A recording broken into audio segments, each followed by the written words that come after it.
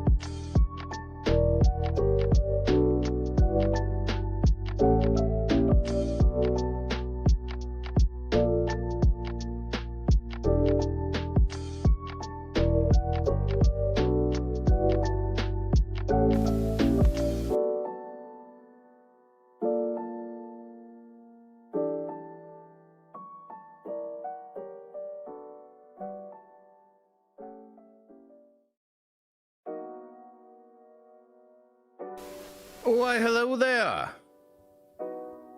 Do you come here often? It's good to see you. And welcome on into a wonderful stream. Oh, man. There is some awesome nerdy stuff coming, man. It's so cool. What an amazing time to be a nerd. Oh, my God. We're gonna gush about it. We're gonna talk about it. And today, mostly, I want to talk about One Piece and I want to talk about Invincible. Now, listen, Linda. Okay, listen, Linda. The truth is here, especially when it comes to Invincible, I have been sucked in, dude. I was doing some research. Actually, didn't even know. It was kind of funny. I didn't even know that last night there was gonna be premiere thing or whatever, where they showed a couple of the episodes. Kirkman was out there talking to people. A lot of info came out. I didn't even know that was going to be a thing. I was already looking into some stuff with Invincible myself and just starting to get really fucking pumped and really excited about what I think they're going to do. And bros, like this shit is like, I'm telling you, this is hype. I'm genuinely really excited. And I think after I share with you some of the things that are in this season and some of the things that people are saying is going to happen, I think you'll understand where we're at, dude, because this is really cool. I also, of course, want to gush about One Piece. I did not get to watch any One Piece Season 2 yet. Did y'all get to watch any One Piece Season 2?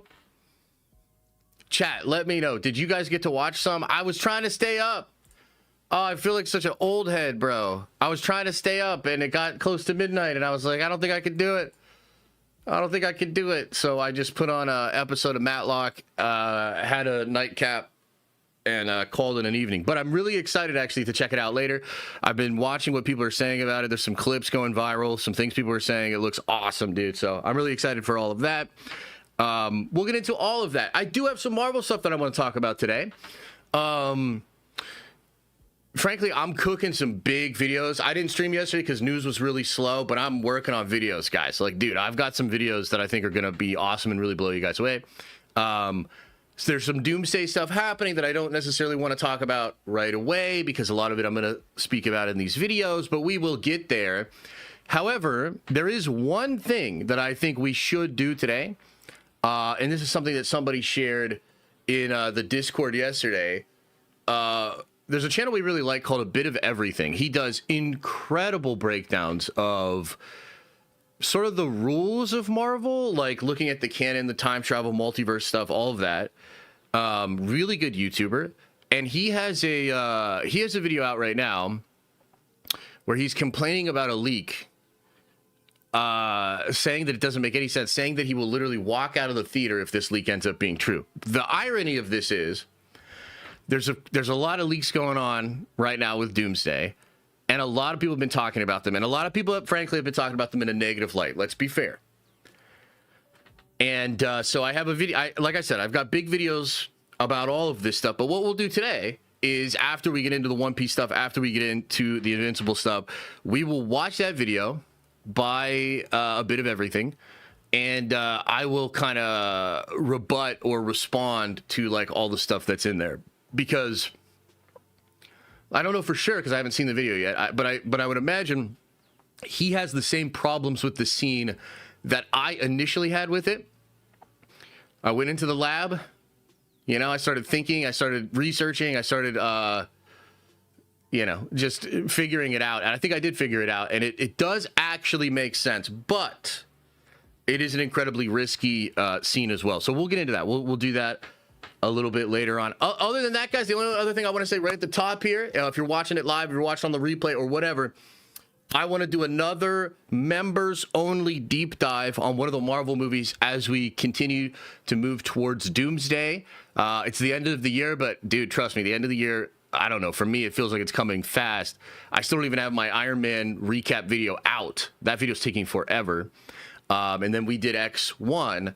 I would like to do X2 this week. I know we said we're maybe going to do Hulk. I'd like to do X2.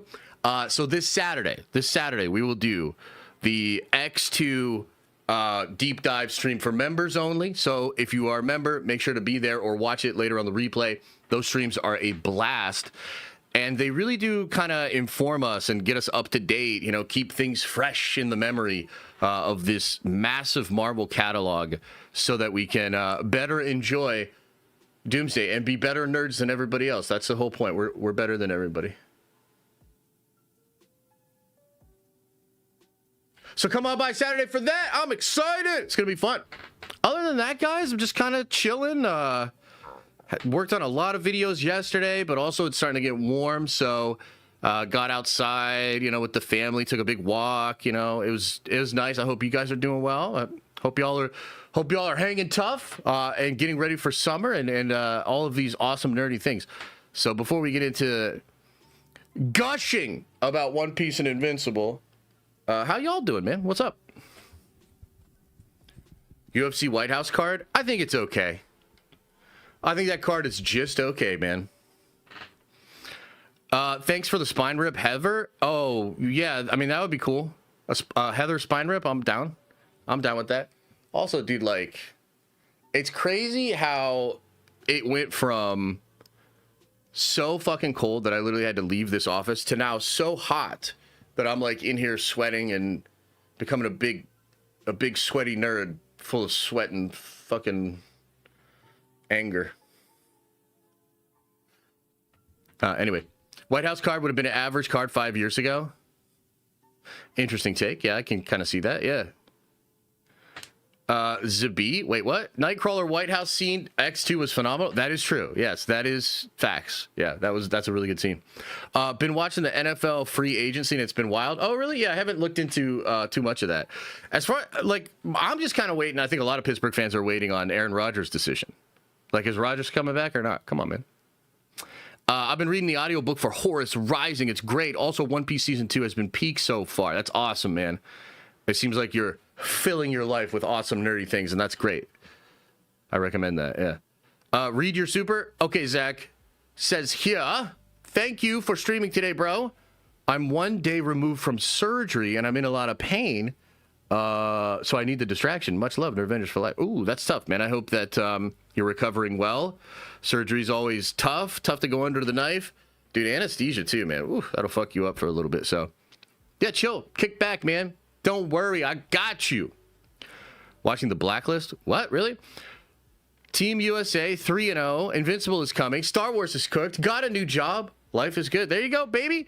It's Monday, baby. It is not Monday. It is Tuesday. Invincible talk. I am seated and ears wide open. Oh my God, I can't wait to get into the Invincible talk, seriously. But we're gonna go One Piece first. We'll do One Piece, then we'll do Invincible, then we'll watch that video about the Doomsday leak. That's the plan. Hey, thanks, Zach. Appreciate the gifted membership. Ever notice the dude that O'Malley is fighting looks like Ariel Hawani? I don't know if I have noticed that. I'll look into it now though. Fish Like Fish Production says, are you into Formula One, Josh? Ghost Rider in Secret Wars. Not really into Formula One. I mean, I think it's cool. I like the F1 movie. Have never sat down and watched a race, though, you know? I think I'm a little too ADD for all that. But, yeah, I mean, I respect it. I think it's cool that sport's on the rise a bit. Ghost Rider in Secret Wars, I don't know. I mean, I would expect him to be, but I guess you just don't know. And there's a lot of questions still. God, I'm sweating. God, I'm sweating up here. Y'all got me sweating with these questions. Get me out of the hot seat. The fuck? Stop asking me so many hard questions. At the restaurant, working and lurking. Amen. Jeremiah, appreciate you, brother, with a 5 says, hey, Josh, hope the family is good. They are, thank you. You think they will include the Anissa controversy with Mark in the show? Also, would love to purchase Unity. Yeah, Unity, man. Unity, I don't think you're going to be able to purchase it probably until the end of the year. There's a lot of stuff we're working on right now. We're rounding the bend on some stuff, but I got to take care of the Kickstarter people first. As far as the Anissa controversy, I think so. I don't. They might change it slightly, but so the thing about the Anissa thing, I need a nerd Avenger in here that can like has like a sweat thing to like pad down my sweating. Why aren't one of you guys in here like just dabbing me down like this? I'll dab myself down. Hang on.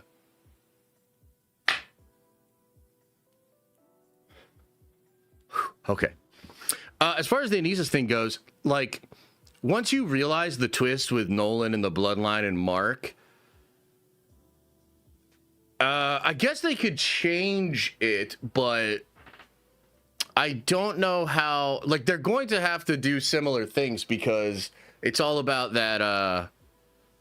It's all about that twist. You know what I mean? Don't you have a fan? Don't you have a fan? God damn. Boy, if you pay for my travel expenses, I got you. Oh, okay. I don't know if that's actually worth it, but thank you. That's nice. Hang on. Let me pat down my sweat again. God damn, dog.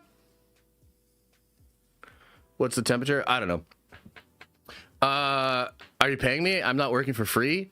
What if I paid you in Warhammer minis that you had to paint for me to use in tournaments and stuff like that? That sounds like your office has terrible insulation. Yeah, that's true. And his relationship with Mark? Yeah, man. I'll pat you down. Thanks, bud. At least you're not freezing. Yeah, that's true, I guess. Yeah. I guess that's fair. Here, let me see what I can... Hey, okay, let's try that. Maybe that'll be better. Feels like $500 in Coke. I know, right? Anissa incident needs to happen. It's a big part of the ending. Yeah. I think the Anissa thing needs to happen. I also think, frankly, like, you know, look, I'm not getting into the full Invincible segment right now, but I'll say this about Invincible. They've obviously changed the show for modern sensibilities in some ways. Like, the Frog Queen person is a good example of that. If you know what happens in the original comic, and then you know, like, how the show handles it and how the show even, like, kind of jokes about it, where they're like, what do you think we are, savages or something? Like, they're good about that sort of thing. And I don't think the Anissa thing, I mean, it's super brutal, but I don't think it's in poor taste. It's obviously a horrible thing that happens, but, like, for instance, I don't know. I don't see it as something that they want to remove. They might change it slightly. But yeah, I don't really see them removing it. Can I pay you to sweat like Ryan Reynolds does in Harold and Kumar? I don't actually remember that part of Harold and Kumar. Those movies are great, though. Dude, the Harold and Kumar Christmas special, I think, is one of the best Christmas movies. Like that, dude, that movie is so funny. That movie's good, dude. I like that movie. Yeah. The Anissa incident is going to test if the audience can handle such topics in film or series. Why wouldn't they be able to handle it? Like, real talk, what? I understand what you guys are saying, but, like, why wouldn't they be able to handle this? This isn't a Star Wars situation. It's not like Star Wars was made for 12-year-olds and then Tony Gilroy decided to put SA into it and it's, like, crazy. Do you know what I mean? Like, this, I don't really think it's as big of a deal as some of you guys are making it. Yeah.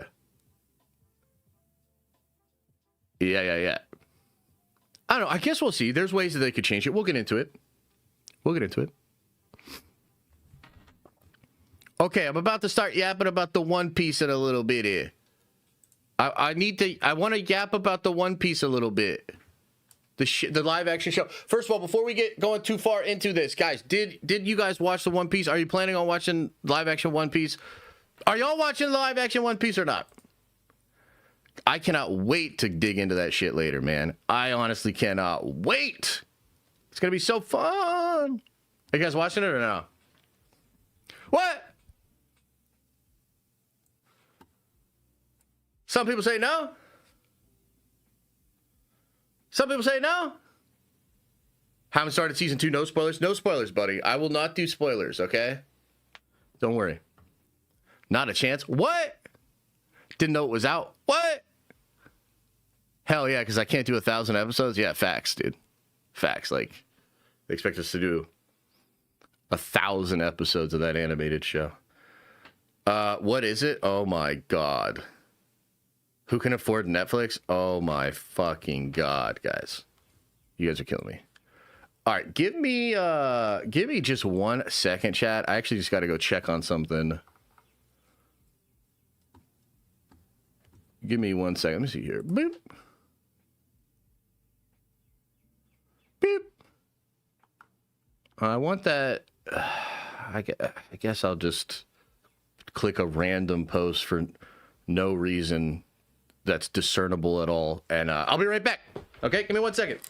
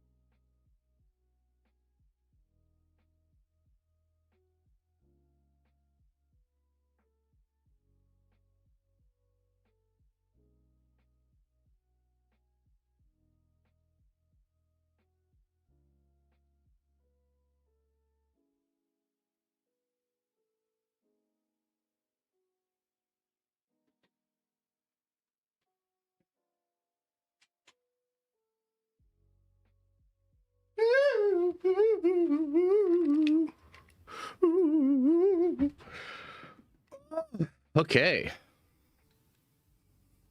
Let's see here. Oh, I actually clicked on that. Okay. So, DOS One Piece. It's here. It's just so fucking stupid. I want to just pull this thing up. You know what? Fuck it. We'll go like this. So I'll just read this shit. Okay. So I want to talk about One Piece Season 2. It just released last night at midnight on Netflix. Now, I've talked a lot about One Piece over the last year, and a part of why is, you know, in this space where we talk about nerdy things and we're excited about pop culture and we're kind of interested in what kind of projects are very popular in the zeitgeist and which ones are maybe falling out of favor. A lot of questions about comic book movie adaptations. You know, anime in general seems to be on the rise. It's gaining a lot of popularity. And there's other things like video game adaptations, other things that are, you know, getting a little bit more hype. It seems almost like the genre of comic book movies or comic book shows is growing a little tired and therefore needs shaken up. And some of these other things are kind of rising in its place. And this is sort of an ongoing conversation. And within that conversation, One Piece is very unique. Number one, it's sold over 600 million copies. And that's not the things that come out in the issues of Shonen Jump. I'm talking about collected, I think they're called Takugan copies. It has sold 600 million copies of this manga, which is more than Superman in its 75-year history of Superman comics, right? So One Piece is huge. It's not necessarily known as big in maybe Western audience spaces and things of that nature, but One Piece is absolutely one of the biggest franchises of all time. It is prolific in that sense. And the story around One Piece and the live-action One Piece on Netflix has been very interesting because Netflix seemed to crack the code and actually beat the curse of live-action anime. Anime, again, said it, you know it, we all know it, anime's blowing up. People love anime, right? It's probably not just the titties, but there's maybe something there. And anime's blowing up. But live-action anime has never worked. It's never worked. The anime fans reject it, and by the way, there's plenty of anime fans or manga fans of One Piece that are still out there being total buttholes about anybody that enjoys the live-action show. You're just going to have to live with that. That's just a thing that happens, right? But what's different about One Piece as compared to all of those other shows is that is a minority voice out there. Those people that are saying that this shit sucks or it's not valid is a really small group of people. Somehow, some way, the One Piece live action anime show has tapped into people that just like fun shows, like pop culture, like being a part of an event, or like being a part of a big thing, a big, you know, just it's fun to be a part of it. But it also tapped into that anime manga fan base of people that genuinely like One Piece. It's blowing my mind, okay? And I don't want to go into any spoilers or anything like that, but when I woke up this morning, I was so curious to look on social media and to see the first reactions because, again, season 1 breaks the curse. A lot of questions about season 2, and this year is stacked, man. There's a lot of competition just in you know, pop culture and nerdy things in general. So I was super curious, how would this be received, and did people are loving it. The reactions online are absolutely insane. The actual reviews are out of control, like very, very high reviews. People are praising it. And I'm seeing something that I didn't even expect. I retweeted this. I'm not going to pull it up right now because it's technically a spoiler, okay? But there are fans right now that are tweeting clips of the show, of the One Piece live action season 2. And literally saying stuff like, how is it possible I like this more than what the anime did? Like, how is it possible this scene in the live action is better than the one that I love for 20 years in the anime? And that is, that's kind of crazy, guys. That is kind of crazy. And so, although I haven't seen any of it, like, again, I was trying to stay up last night. I was trying to stay up till midnight to see it. I would imagine a ton of people are going to watch this thing all throughout this week. I can't wait to see the numbers, man. The first season crushed. I think this season is going to crush even more. The fact that it has a second season will mean that everybody that's catching up and watching the first season will count towards the Nielsen charts and all that sort of stuff. So, dude, I think One Piece is poised here to be unfreaking believably successful and continue forward live action anime as a viable strategy for studios that would either hold those license or just have the license, as it would be with, you know, Japanese companies. This is insane. And if this continues to work, it opens the door for almost unlimited stuff from great manga or great anime to be adapted. I saw a story the other day. It got deleted, actually, so I'm not sure how valid this is, but I saw a story. I swear it was in the Hollywood trades that Darren Aronofsky and Lady Gaga are attached to an adaptation of Perfect Blue. Now, Perfect Blue is an anime movie. It's legendary. If you have not seen it, it is so good. It's about idol culture in Japan. It's really, really cool, okay? I love... or maybe I'm thinking of Paprika. I always mix those two. Which one's Perfect Blue and which one's Paprika? Same director, same, very similar concepts. But anyway, the point I'm trying to make is, like, when I saw that report in the Hollywood Trades, I was like, my God, they're figuring it out. Like, they are actually figuring it out. They're actually looking at the totality of what has been done in anime and manga, and they're looking at finding the classics. They're finding the juice, and they're trying to figure out ways and talent in the Western side of how to handle that live-action adaptation. I swear to God, it is not hyperbole to say that if this continues, it will change the industry. It will affect not just this genre. It'll affect Marvel. It'll affect comic book stuff, because it might just, and this is something that I'm actually hopeful of, it might actually be the perfect thing to come out and show the people that are making the comic book movie stuff that if they want to go in a direction of, like, Lanterns, and I'm sorry, like, I'm not trying to, like, I know Lanterns is going to catch some strays, Wonder Man's going to catch some strays. It's nothing personal. The point I'm trying to make is, like, in the West, the comic book movie genre is floundering a bit, and they're trying all sorts of weird things to revitalize it. When you look at Lanterns is trying to tap into, like, Tyler Sheridan cowboy shit, and it's basically just trying to be that more than it's trying to be a comic book thing, okay? And I can understand the executives thinking this way. Most of them don't like fucking nerdy shit anyways. They were only ever interested as a way to tap into pre-established audiences, right? But what One Piece has the potential to do is sort of be a reminder to the folks that are making decisions with that content, with those IPs, that, oh no, actually what fans appreciate is going for it. All the wild, crazy, bombastic shit that is in the manga, that is a part of the flavor here for the One Piece show. Absolutely. Oda's involvement is absolutely a part of the flavor for this show. It's wacky. I think some people look at One Piece from the outside looking in, right? And I mean, it's fucking goofy as shit. There's some weird design characters. There's funny powers, all sorts of crazy shit in One Piece. But that is a part of the charm. I can't imagine what, like, a Damon Lindelof would do with, like, One Piece. And this is not to knock on Damon. It is to signal to people that make the decision of hiring people like Damon that you're not getting it. That's not the direction, Western man. You know what I mean? This is what will work. This is the way to go. So with all of that being said, I do want to open it up to questions or comments. And I know that One Piece, and maybe the One Piece live action show specifically, does not have a ton of fans over here. I feel like Invincible is a little bit more of, like, what our, group of Nerdvengers is a little bit more into and whatnot. And I totally understand that. I totally get that. But we've got some anime heads in the community. We've got a lot of fans of nerdy stuff that I think would truly benefit. I think your time as a nerd would truly be better if you were to expand a little bit, step away from Marvel. Now, don't get me wrong. Marvel is still cooking. Doomsday is something unique and special and important. But these other things that are happening are genuinely good, genuinely exciting, and fans are responding to it in a way that's very exciting.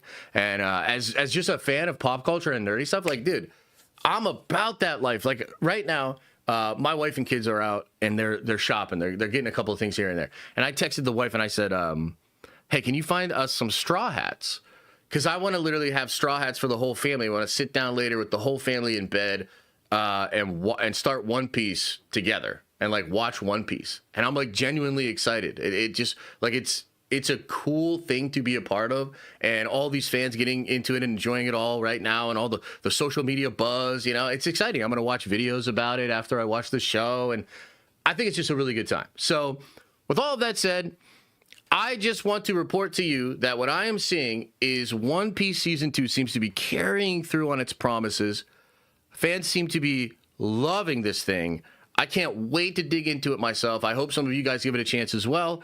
And I think there's a lot of potential positive things that could come out of this show continuing to be successful, I think there's ways that this competition could force Marvel's hand to do things better, but also to notice why this is working and why some of the things they're doing to try to keep the genre fresh are stupid.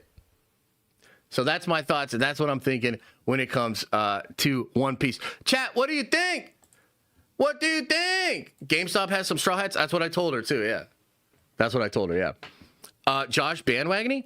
I mean, I think sometimes fans try to besmirch you or make you feel bad for, like, bandwagoning, you know what I mean? But, like, I just think that's silly. Don't you want it to be a party? When I was... When my channel first blew up, it was connected to Infinity War and Endgame.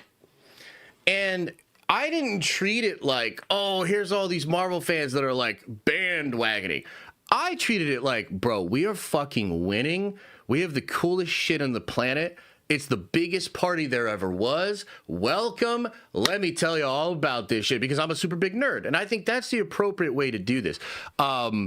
You know, no offense to you or whatever, but like I think there's just a lot of buttholes on the internet, and it's fine.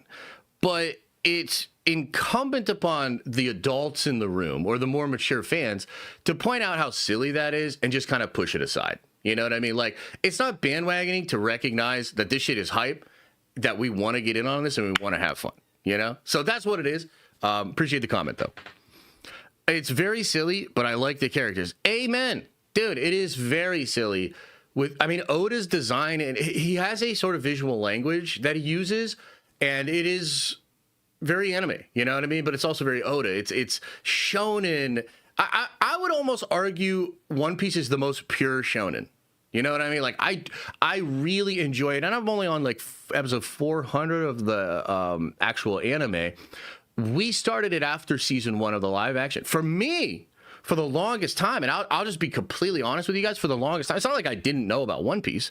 Of course I knew about One Piece. Like, most nerds know about One Piece. One Piece actually occupies a similar space to Warhammer in that everybody's kind of aware of it, but everybody knows it's deep as fuck, bro.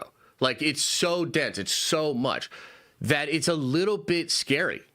Like, it can kind of intimidate people, you know what I mean?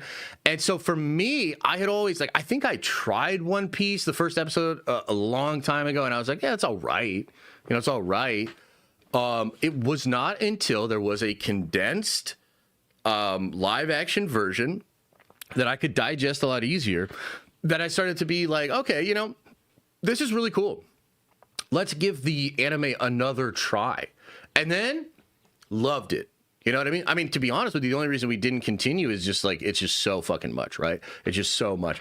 But yeah, it's a good gateway drug to the magic that was in that manga and in that anime. And I think that's really important. It's like, as long as there's a synergy between them all, they can be slightly different and they can actually operate, you know, totally synergistically. Absolutely.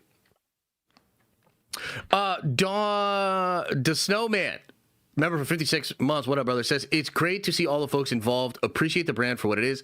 I go to the lengths of learning Japanese, shows that appreciation. Dang! Yeah. Absolutely. And I think, you know, what's really interesting about this is Japan and anime and manga in general is, I mean, it's like, it's an understatement to say they are having a moment. I mean, the Demon Slayer movie last year made like $800 million, right? Reportedly, and we don't know this for sure, but reportedly the budget for the production of that movie and its marketing was $30 million, guys. Like, that is goddamn ridiculous if that's true.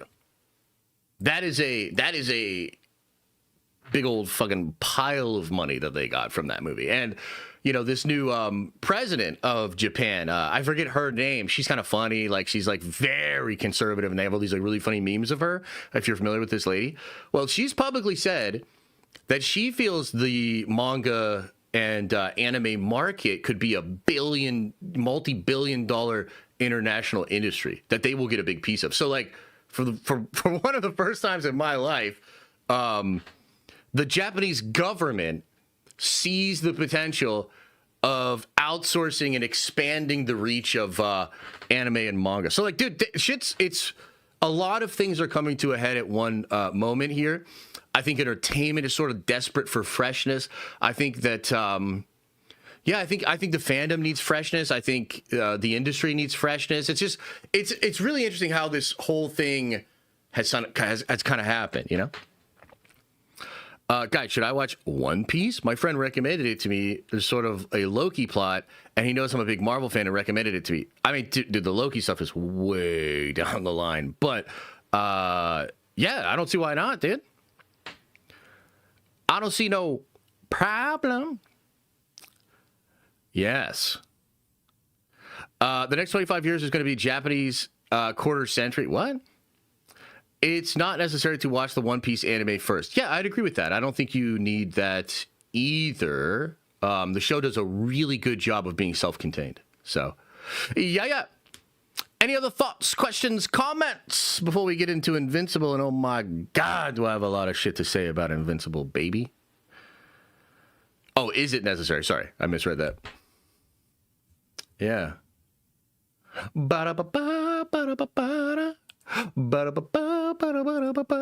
Any other thoughts, comments, questions, chat? Actually started the anime a month ago. I thought it was overrated, and boy, was I wrong. 600 episodes in a month while working at 9 to 5, bro. What the fuck? Damn, that's a lot. Good for you. I haven't seen Invincible yet. Holy shit, bro. Okay, so this dude smoking mad pot. What up, brother? So you haven't seen Invincible yet? Guys, do you understand? Like, this is what I'm saying is, like, look, I'm excited for Doomsday. I legitimately think Marvel's going to turn it around. I've got multiple videos right now that are cooking. I did a very serious video talking about the leaks and the sort of negativity towards them, and I sort of broke it down, right? I'm very excited about that shit. But I think we would be happier. I think nerds in general would be happier if we were to expand our horizons a bit. Invincible is fucking legit, dude. And wait until I get into some of the numbers on this shit, because Invincible, in a couple of years' time, if Invincible continues on this trajectory, it legitimately will be as big as Marvel, maybe bigger. I know that sounds crazy. Shut the fuck up. I'm about to take you through the numbers, okay? But I just think, like, there's really good nerdy shit that people are spending a lot of time and energy trying to create, produce, and cultivate a fan base about, you know, et cetera, et cetera. Dude, I'm just telling you guys for real, like, expand your horizons a bit, like just a bit. And I think this also would be a nice signaling to Marvel itself, right? That we're getting cultured. So you need to up your game, so to speak. There's absolutely nothing wrong with that.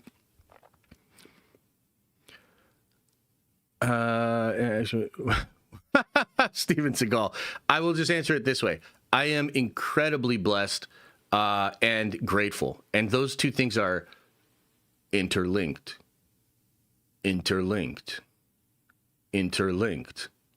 Rossi, appreciate the rose, man. Thank you so much. I'd say Warhammer is more like Andor, not One Piece. It's peak, but not that many people know about it.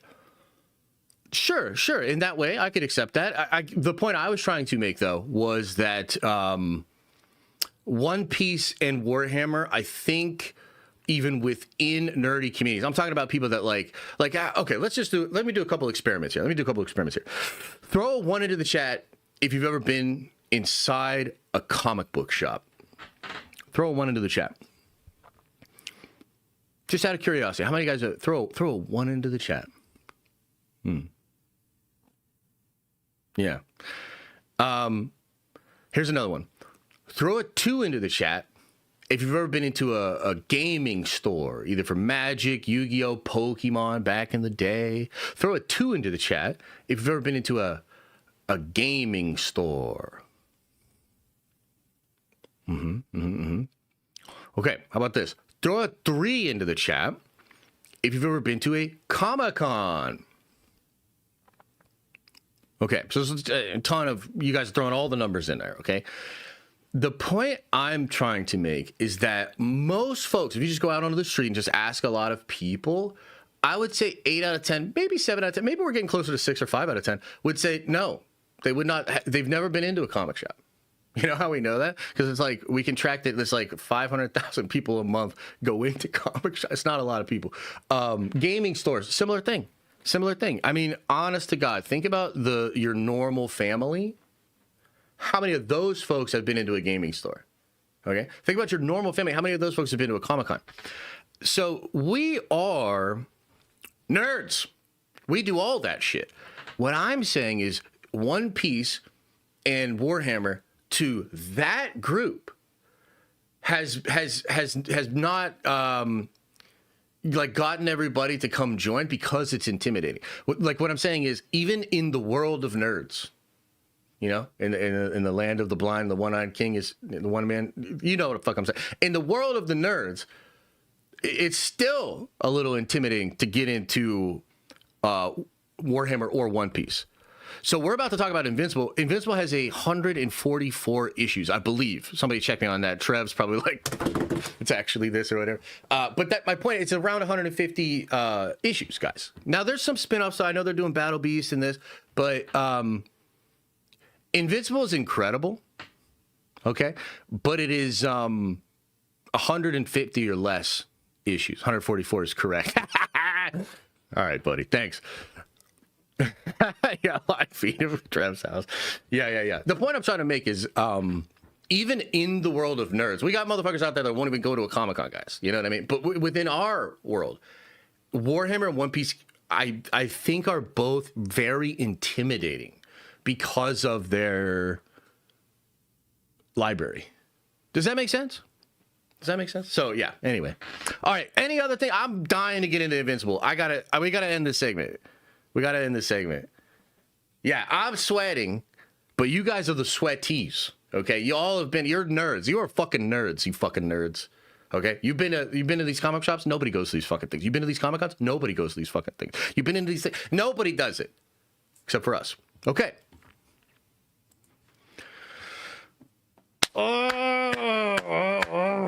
Okay, before we get into the segment on Invincible, I need to know, chat, where is your hype level out of 10 for this new season of Invincible? And if you are not into Invincible, you can put a 0 into it. Nobody plays Warhammer. God damn it, Justin. Where's your hype level out of 10 for this new season of Invincible? Okay, so we got some 0s. That's okay. We got some 7s. We got some 10s, some 8s. Doom out of 10? What the fuck? Got an 8, 11. I do, and I love it. No shame in my game. There you go, baby. 9. Minus 10. That doesn't even make any sense. 8. Wow. Okay, Trev's at an 8, guys. I mean, we just stop it right there. A 3? The fuck? 10 out of 10. Okay, let's talk about this shit. Okay, here we go. All right, so, Invincible. Man, I'm on some Invincible shit right now, chat. I am very excited about this new season, and I have a lot to say. About Invincible. Now, I just did a little unscientific poll of our community. And frankly, there's a lot of people in this community that still have not given Invincible a chance for whatever reason, you know? Maybe it's animated, maybe it's too violent, you know, I don't know. You tell me, throw it in there. Why haven't you tried Invincible? Let me know in the chat. I am kind of interested. But I got to tell you, just like One Piece, I think Invincible is about to have a moment. And if my maths is correct, they're about to have a moment that I don't think a lot of people are going to see coming. Okay? So here's the thing.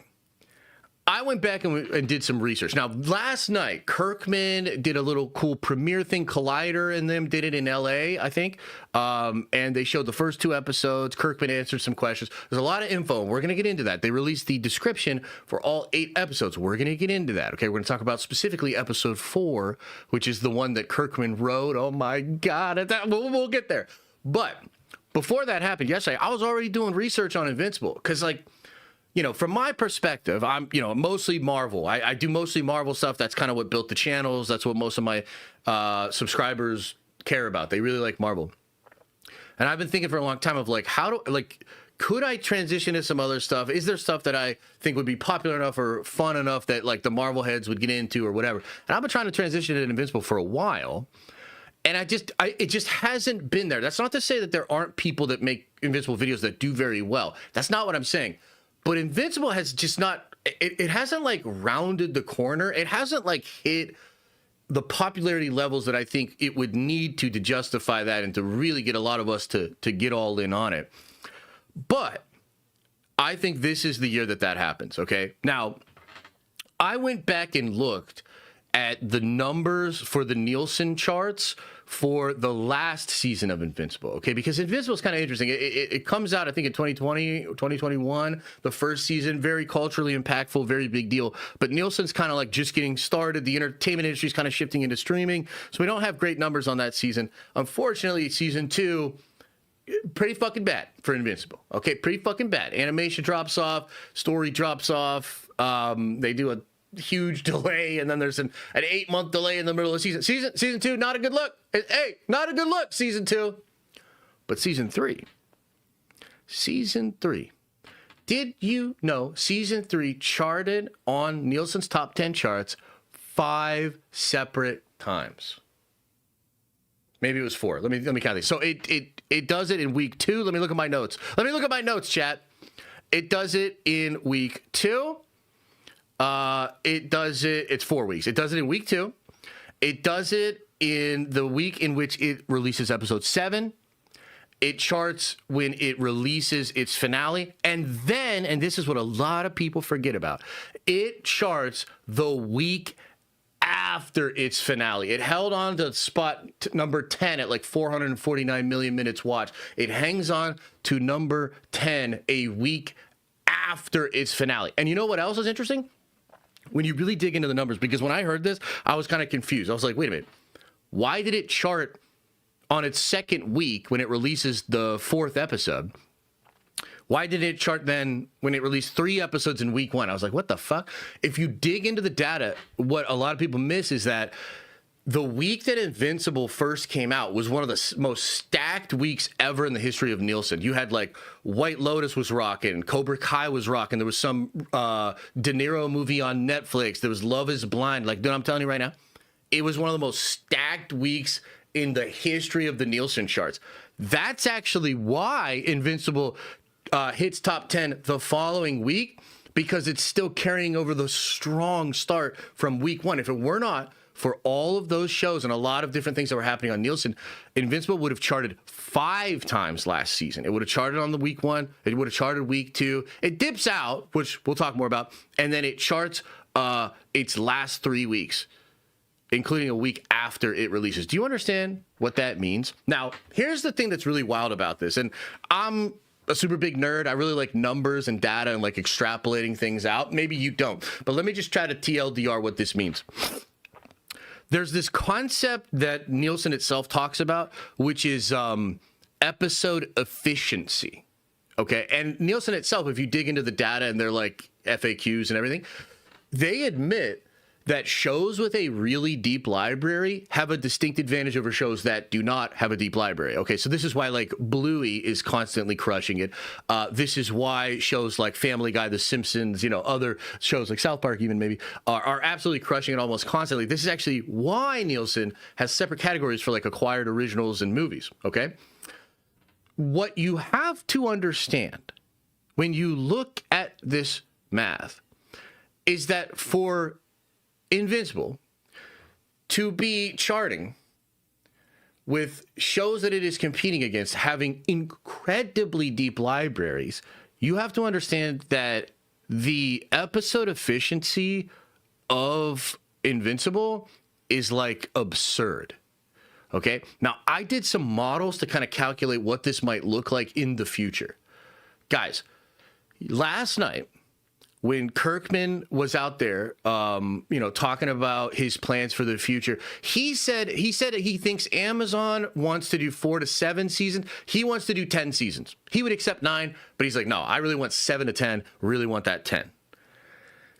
If my math is right, and Invincible stays, just were to stay as popular as it is right now, you would be looking at 1.5 to 2 billion minutes watched for every single episode of every single season past episode season. that is hype level rarely seen, just in general, but certainly within the space of superhero shit. Okay, so do you understand what I'm saying? When you dig into the numbers in Invincible, it's like fucking incredible. And here's the other thing that's going on. This current season right now, and I feel as though when season 2 was getting rocky, one of the reasons that Kirkman was able to be so confident about the future of the show was that he was actually planning out season 5 and really season 4 into season 5 at that exact same time. That's something else he admitted last night. And why? Trev, do you know why? Does anybody know why? Because once you put all these pieces together, I swear to God, it shows that Invincible is going to take off like a fucking rocket. Do you understand the genius of what is happening? I'll give you just a minute and then I'll explain it. Anybody know why? Why would Kirkman be planning season 5 when working on season 2? Okay, so I'll just say it because maybe we're a little bit delayed here. It's because of the point in the story where things actually take off. I mean, we're about to get into the actual Viltrumite War, and we're about to actually get into like the dopest, biggest, craziest shit in the series. In a sense, everything you have seen for 3 seasons so far has been build up. Everything has been a sort of setup to get to Thrag, to get to what's actually going on with the Viltrumites, to get to the Viltrumite War.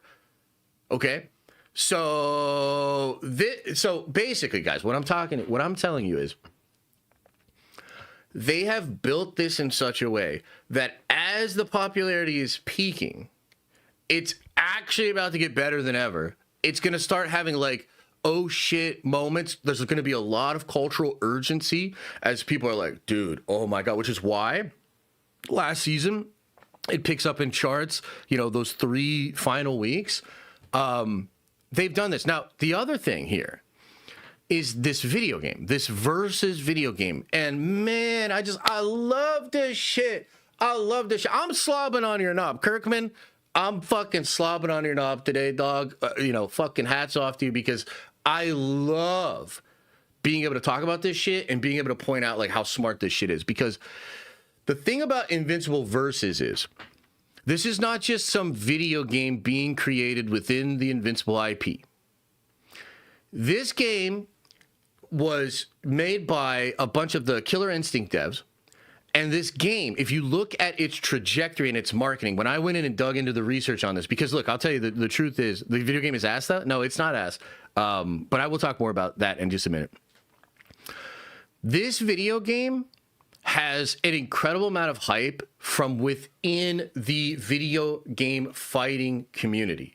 Most notably from Maximilian Dude, who has been like directly involved every step of the way and has hyped this game up to like a lot of views. This thing showcased at, I think it was the Xbox Game Showcase last year, whatever. It was like the top viewed trailer was trending. This thing has a lot of motion. Now, the other thing that's interesting about this game is it is going to release the week after, or I believe 8 days after the finale of season 4 of Invincible.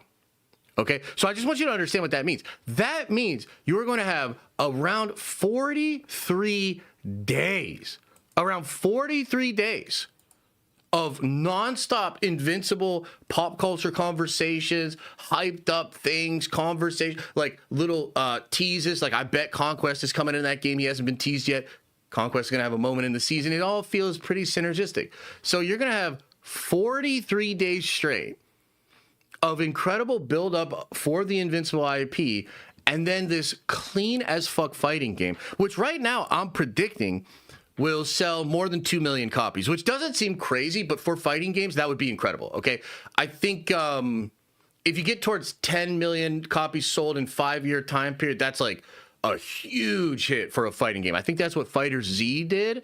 And those numbers feel right. Without Maximilian and without maybe the hype just in general from like the showcases of the game, you could see this thing selling between 700,000 copies to maybe 1 million, maybe 1 million.1 with that additional buzz. And I think with the additional buzz of the show itself really picking up and the synergy that's created there, this thing will sell more than 2 million copies. That's fucking insane. Okay? So this show, dude, and the minds behind this show and how they're about to release stuff is blowing me the fuck away. And on top of that, this is where we get into the good stuff. Now, let's talk about the episodes themselves. This thing comes out in a couple weeks, dude. This thing literally comes out in a couple of weeks. And it's going to release with 3 episodes. That first drop is going to be 3 separate episodes. The descriptions for the episodes are out. I think it's going to be really fucking cool, okay? But the 4th episode and what happens from there, probably the most interesting thing. And this is another way that Invincible is setting itself apart from a lot of other comic book shit, a lot of other adaptations, okay? Episode 4 was written by Kirkman himself, and episode 4 is something that never happened in the comics. So, you're watching last season, and there's a scene at the end of the show that shows Damon Darkblood talking to a demon in hell, and they're talking about a power on Earth that they can drag into hell, and a power stronger than anything that's been seen on the planet in eons, and it's all about like this demon wanting to win some kind of political battle in hell or something, okay? And this was an arc that Kirkman has said never was put into the comic. It's his biggest regret of not having it in the actual comic, and they're putting it into the show. So there's already been stuff that's changed in the show, right? We talked about that. There's changes to the show, and they're trying to adapt, and there's different things they're going to do, et cetera, et cetera. This shit is so fucking cool. I've never seen anything like this. Like, imagine at the height of it, and all the hype is coming in, everybody's getting excited, and the guy that created this would be like, I don't even know. Like, this would be like Oda saying there's a big character and a plot that I'd never put into the One Piece anime that I now am going to adapt for this thing. And it's just like, what the fuck? The point is this. We love the adaptations. If you're a big fan of the source material, part of the fun is seeing how does the stuff I know will happen change and get adapted into the live action. But there is always a sense of like, I do kind of know where this is going. By doing this, Kirkman has actually created a scenario in which even hardcore fans, even people that have read every single issue of Invincible, even people that have been hardcore, they have no idea what is about to happen. They have no idea how the story that they know might change. And that is really fucking cool, man. That is really fucking cool. Now, on top of that, this season is mostly about Thrag. And I don't want to get into spoilers. I'm not going to spoil anything right now. In fact, I'm going to do a video where I do go into some comic book spoilers and sort of speculate about what's probably going to happen in this show, because there's a lot. And Kirkman said a lot yesterday. And the episode descriptions reveal a lot. And you're probably getting that Nolan Oliver versus Thrag fight at the end. And that's all we have to say. Let's not give any spoilers away. But that first interaction is very likely going to happen there. Now Thrag, holy shit. Thrag, like last season in Conquest in general, is sort of a build up just to show you how powerful Thrag is. Again, almost everything that has happened so far is to set the stage for what will happen next. And I think 2 characters that are about to really surprise people in this season will be Alan the Alien. Because Alan gets Zenkai boosts and stuff like that. So he's actually, like, Alan's actually legitimately one of the strongest characters in the setting right now. And Thrag. And what Thrag's going to do, what Thrag might discover about Nolan towards the end of that season, and what that sets up for what Thrag has actually done to the Viltrumites. Bro, I'm telling you right now, like, this is the fucking juice. I'm being vague. A lot of you that know the comic know exactly what I'm talking about. Some of you that don't are like, what? Just trust me, dude. This is some of the fucking coolest shit in comics. It's actually about to pop off. We're actually about to get it. And I can't wait. The other thing that Kirkman said was that season 5's coming out next year, dude. Dude, season 5's coming out next year. Again, they were cooking this when they were making season 2 because he knew that's the juice. He was like, I just got to get to this shit.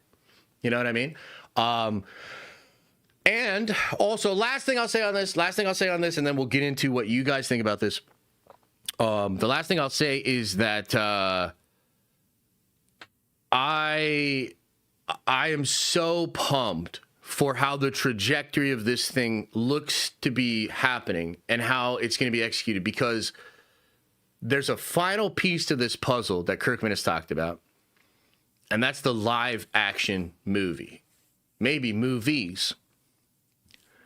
And so, brother, we're getting the whole fucking smorgasbord, bro. Like, we're getting the whole thing.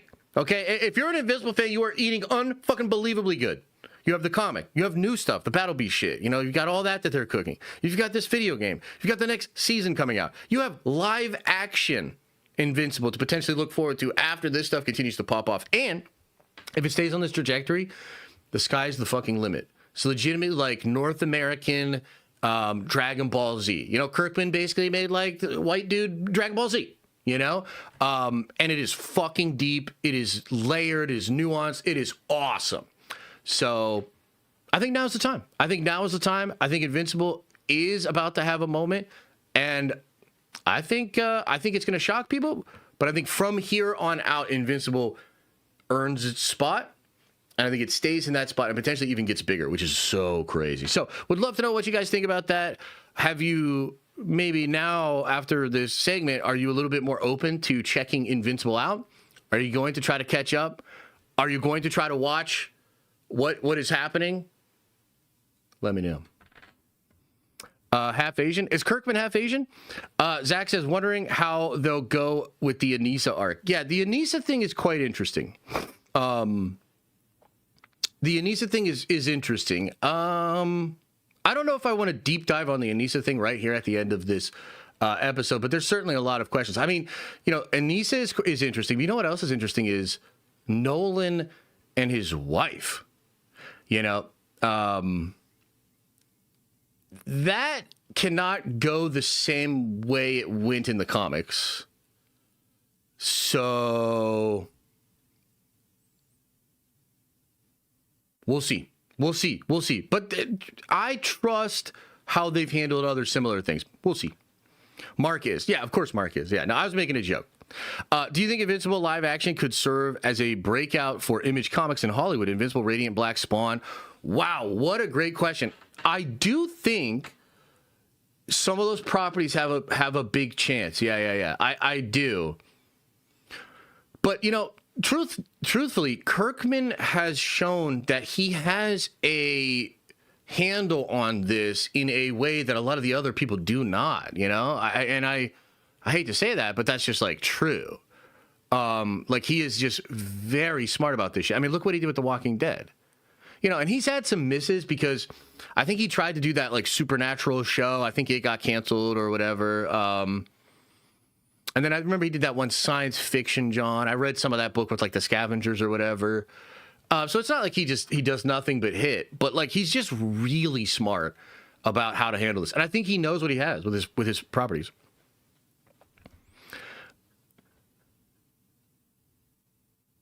Interesting. Okay, yeah. I don't know too much about The Walking Dead and like the comics and what he did with all of that, right?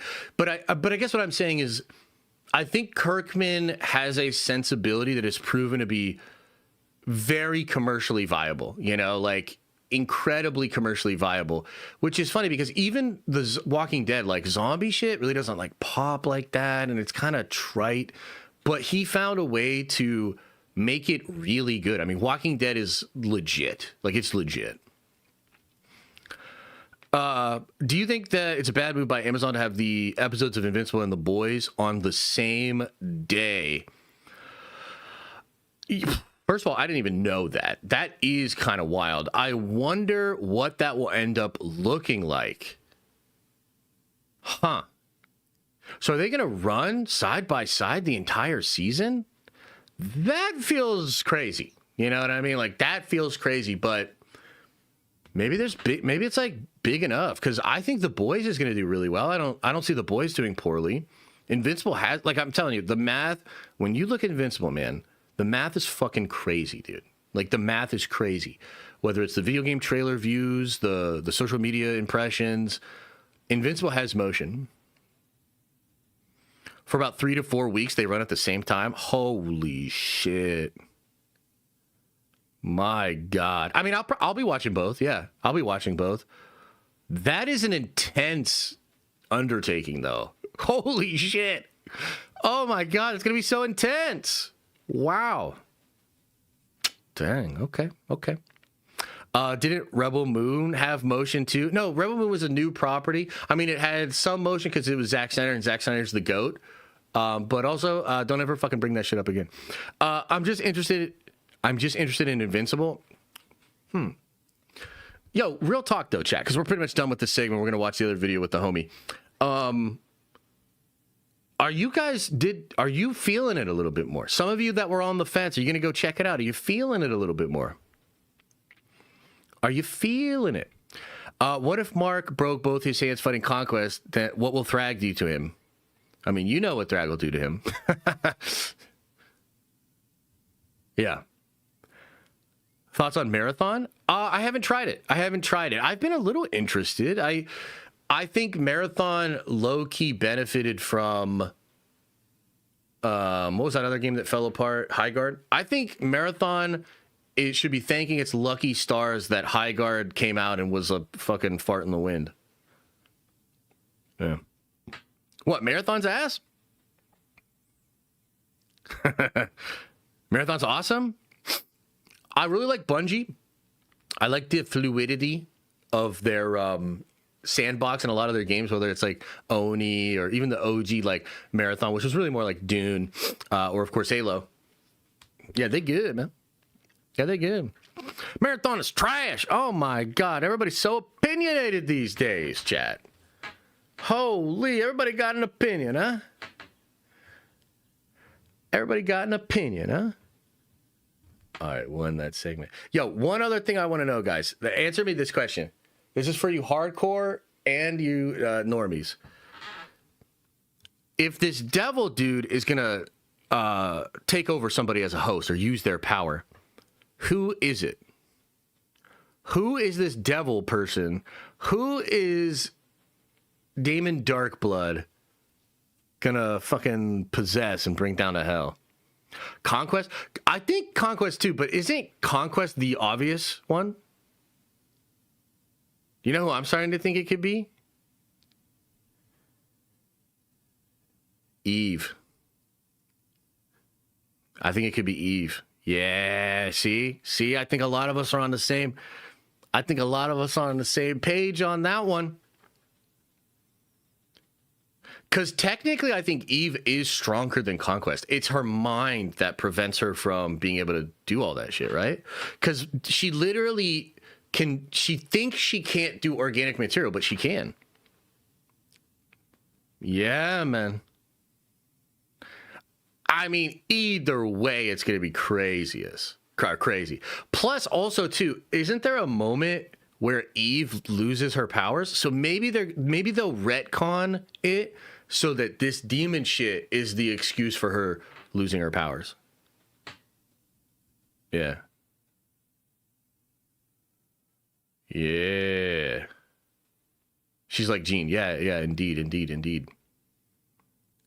Wait, was that the weird shot in the last season? Eve is Prager's? I don't know about that. What if it's Immortal? The problem with that is Immortal has been on the planet for a long time.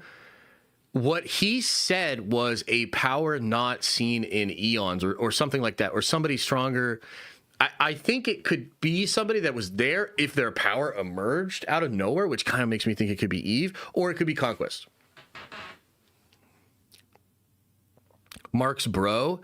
But Mark's bro is not stronger than Mark. He's not stronger than Conquest. He's not, you know what I mean? Like that doesn't track for me. Yeah, it doesn't track for me. It won't be that fraud Immortal. Oh, damn. What about the mummy thing? Yeah, that'll be interesting. That'll be interesting to see where they go with that, for sure. Debbie? Oh my God, can you imagine?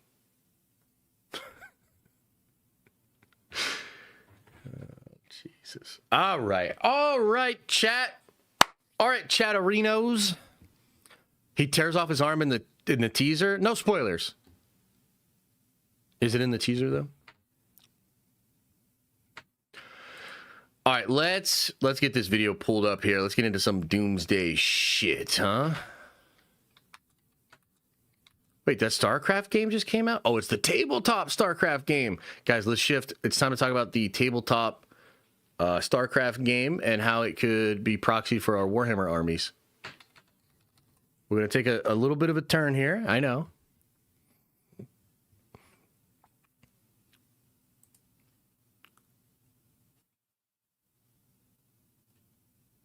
All right, let's get this pulled up. Let's get this pulled up. It's time. Warhammer time. I'm just kidding. Calm your tits, guys. Holy shit.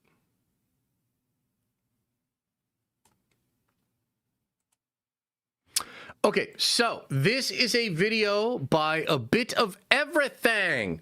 Love this guy's work, man. You will recall we spent over 3 hours going over one of his 2-hour-long videos where we broke down every single rule and principle that he caught basically through the canon of Marvel. And this dude's great. You know, he's got a bunch of cool theories. Michael Waldron reached out to him to say that basically his one video on this was correct, and that it was really, really cool. So this dude's like, he's really good. He's really good at understanding how Marvel has set the stage for how their time travel works, the rules of their universe, etc., etc. Okay?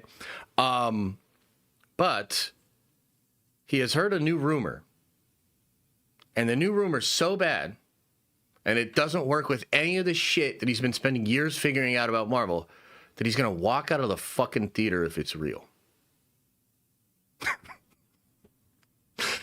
So before before we get into this, any thoughts?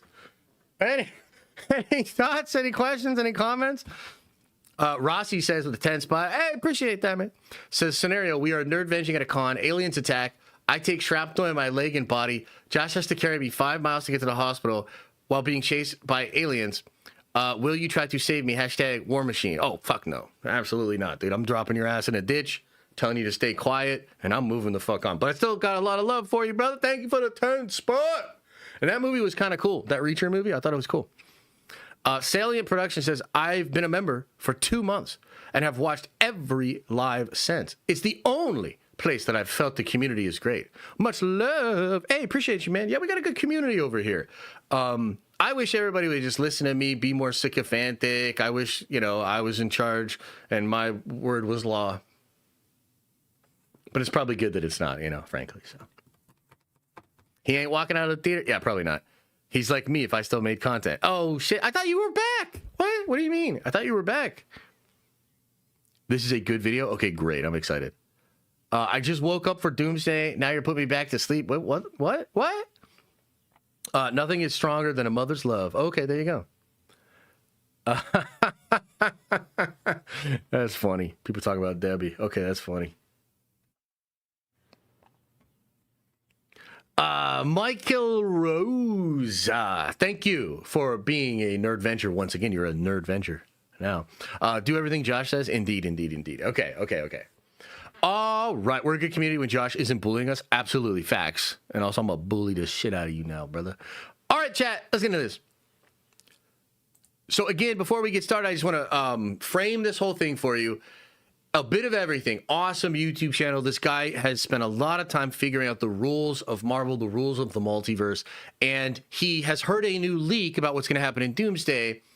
And I believe he's making the case in this video that if this is true, if this rumor is true, he will walk out of the theater because everything he has learned about Marvel would basically be thrown out the window in order to make this plot point happen. Now, what is interesting about this is I am working on a lot of big videos right now, all about Marvel and Doomsday and stuff like that. I actually have a huge video about this exact scene The title of that video that I'm working on will be something like this rumored scene with Loki and Captain America is the most important scene in the history of the Marvel Universe, or something like that, because it's that big of a deal.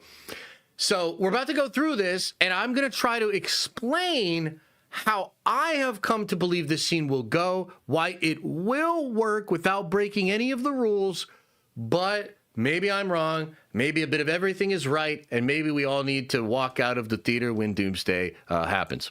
And, well, I'm back to talking about rumors again, and honestly, this one might make me walk out of the theater. So, about a month ago, I talked about a particular rumor dealing with Loki and Steve Rogers, and honestly, I thought it was so crazy that it would probably just fade away. Oh, no, no, no, no. It has been doubled down, tripled down, quadrupled down. I mean, this rumor won't go away. So, lots to discuss. Let's dive right in and see what we can find out. Okay. So what exactly is this rumor all about? So a month ago, in fact, this is the exact article that I used for my video. Notice it says, sometime after Avengers Endgame and before the end of season 2, Loki goes to see Steve, who's living with Peggy and has a son. Loki tells Steve that the TVA is going to prune his timeline because Steve is not supposed to be there and is not supposed to have a child. So notice it's talking about Steve living on a branch. I've firmly believed that ever since Endgame came out, that Steve went to live on a branch. Well, anyway, Loki offers Steve a way out. He will move Steve and his family to a universe where they never existed, allowing them to live peacefully. That universe turns out to be the Fantastic Four's universe 828. So again, this is way back in early February, and I did my first video about it after this came out. Well, the rumor continued to live on because now we're up to February 28th. When Comic Book Movie tells us, the movie takes us back to Tony Stark's funeral in Avengers Endgame and follows Steve Rogers into the past where he chooses to build a life with Peggy Carter. We now learn that they have a son, Jim, so we have his name, and receive a visit from Loki. Now note, his name is James, but yes, James. It says, before the Loki season 2 finale, apparently, though we're not sure how this retcon fits into the Disney Plus series just yet. That's going to be my biggest issue, as you'll see in the video. Yo. I got you, brother. Don't worry. I had the same problem initially, and I know how it works. Anyway, Loki warns Steve about the TVA's plans to prune his new timeline and offers to move them to a world where they can safely hide because they don't exist, Earth 828, the home of the Fantastic Four. Loki leaves the former Captain America with a card he can use to contact him, and he, Peggy, and Jim spend a happy 10 years there together. Okay, man, this is so funny. Some of this is not true. I feel bad because I keep saying, like, I've got big videos coming out about this. My editors have been a little jammed up. Some of the videos are taking longer than normal. But so you will recall that last week, maybe the week before, there was massive plot leaks out there and all kinds of people were covering them in totality. And you might also have noticed I did not cover those leaks. Now, one of the reasons I did not cover these leaks is because about 2 paragraphs in to reading them, I knew there was bullshit in there. I was like, okay, some of this is not true. So what I think happened is some of the people got an accurate, like, list of things that are in there and filled in some of the gaps with the worst possible impression of it or total bullshit. I can't decide. It feels nefarious. Like, it feels like people connected to some of the scoopers and leakers and, you know, even some people that work in the trades are actually trying to paint Doomsday in an incredibly negative light just based off of what is actually out there. I don't want to speak too explicitly about what is real and what is not real, but I will just say that I find it so interesting that he is going off of that one leak that I know is not 100% true, and I think that leak was meant to piss people off. So it's just kind of ironic that he is upset by it. So that's new as well, 10 years. Okay, but what is this card all about? I mean, I'm assuming it's a TemPad, but that's kind of strange, right? All right, so then we move to March 3rd, and this tweet gives us more information. I'm only going to touch on the new things, and in particular, it says this scene takes place before Loki Season 2, when Loki is still working with the TVA. No, interesting. That's it. So up to this point, no. Oh, man. I wish this is tough. And this is why the scoopers are fucking terrible. You know what I mean? But it's also why it's important to have people that can make sense of all of this stuff. This is a mistranslation. It is not before Loki Season 2. It is before the ending of Loki Season 2. Okay? I will explain all of this, but like these scoopers, man, they'll make one little error, and Daniel does this all the time because like I don't know if Daniel is purposely doing this or if he just doesn't speak fluent English, but there's like stuff that happens. It's like, oh my God, I really wish he wouldn't have fucking said it that way. Point, they were saying, it's sometime during Loki season 1 or season 2. This is now firmly saying it takes place before season 2. So in other words, while they're still pruning. It also says, I do also think that when folks look at the rumors, it's really hard to get a sense for what is real and what is not. And you have to be like really good at pattern recognition to figure this out, because social media is flooded with accounts and people reposting stuff and this, that, second, and the third. And it's just, I mean, it's really easy to get lost in the sauce. I get lost in the sauce and I'm like fucking sharp. You know what I mean? Like, so I get it. That Steve's presence created a Nexus event that should have been pruned immediately. Okay, so that's interesting. This seems to imply it created a Nexus event that went unpruned, maybe? I mean, that doesn't make any sense. The TVA jumps in and prunes immediately. So what's going on here?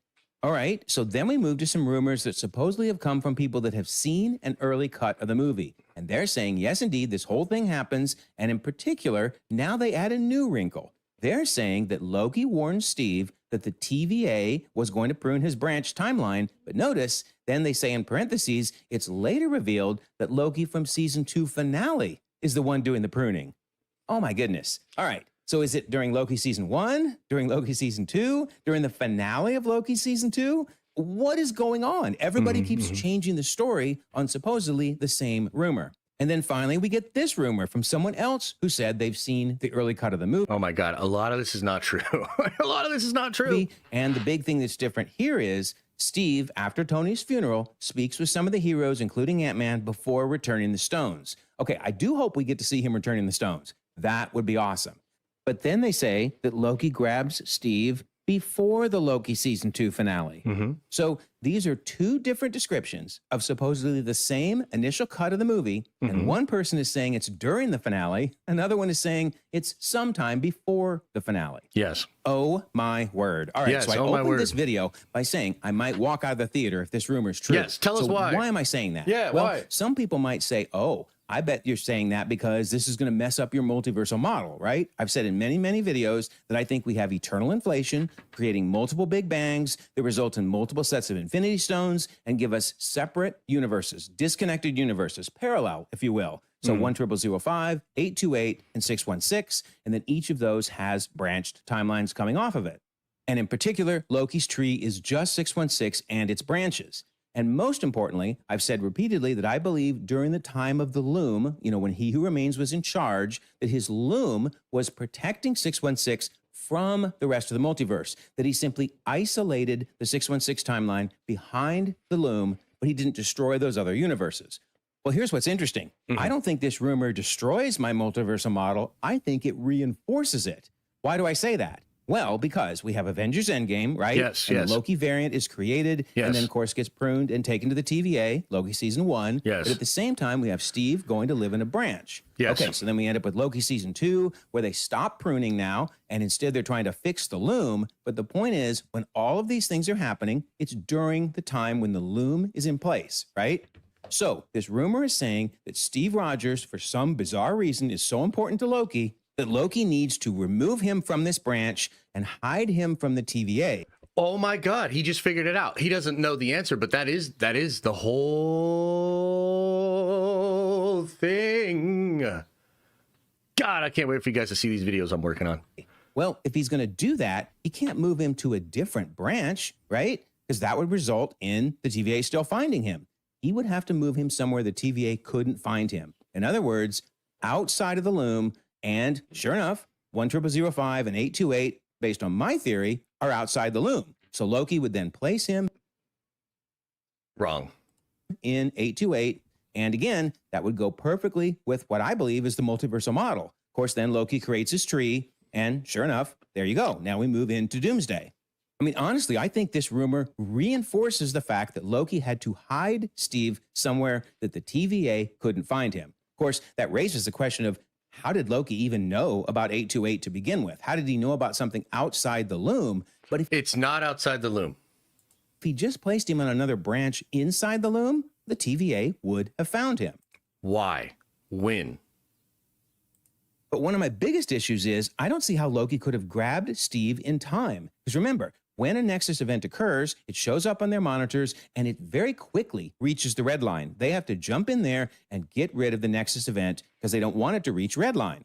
And I will point out as a reminder that during Loki Season 1 and Season 2, they labeled every branch as 616.432, ABC, XYZ, whatever. But they were all 616. And yet we're learning that Loki put Steve in 828. It's again why. But here's the thing that I think a lot of people miss is why would you even need the 616 label in general if it was the only timeline?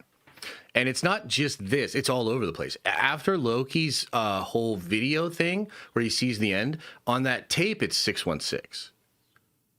So why is there a 616 label in general if there are not other timelines? I think it's got to be outside the loom. But the question is, how on earth did Loki convince Steve to leave in time, right?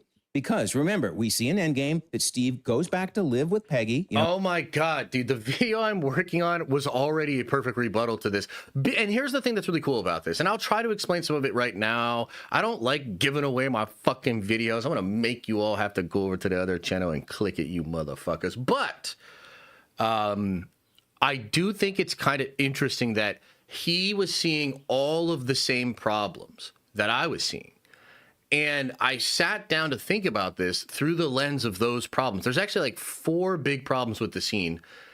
But if you really think about it, the answer to those problems will make this scene not just a scene that will work for the sake of the plot, but a scene that will take the entire fandom and almost like the loom itself, get all these strayed storyline and frayed things and bring them into a laser focus to get everybody to be on board with what's going to happen from here. This scene is risky. This scene is bold and potentially a fucking disaster. But that is what will make it an all-time great. This is going to be, again, I think it's literally the most important scene in the history of Marvel. In that house that we saw at the end of Endgame. So here's Steve living there, in the house with Peggy. And then you're telling me Loki appears out of nowhere wearing his TVA garb, right? And tells Steve that this organization you've never heard of before, the TVA, are going to prune your timeline because you shouldn't be here. But no problem. Just walk through this time door and I will transport you to a safe universe, this 828 universe, and you and your family can live there. Everything's going to be fine. Okay, come on. Anyone watching this video, tell me in the comments, do you think there's even the slightest chance Steve is going to walk through that door and trust the same Loki that, as far as Steve knows, tried to destroy New York several years earlier? Oh my God, he's literally, oh man. Yeah, he's right. Come on, it's insane. And especially if the TVA are coming to prune this timeline, I don't see how on earth he could convince him in time. But let's just say for the minute that somehow Steve trusts Loki and walks through this time door. So boom, they're gone, right? Well, whenever the TVA do show up, they're going to be really confused. They're showing up to prune a timeline that had a Nexus event, and the person that created the Nexus event is gone. I mean, they're going to start scanning everywhere. That's why I'm saying that Loki must have had to move Steve outside of the loom, because there's no way that if it was inside the loom, the TVA wouldn't have found out where Steve went. They have monitors looking at every timeline in the loom, every one. So yeah. No, they don't. Okay, so let's just break this down. Maybe I should just stop here to try to explain some of the problems that he has with the scene. So we already know that there are variants that can hide from the TVA.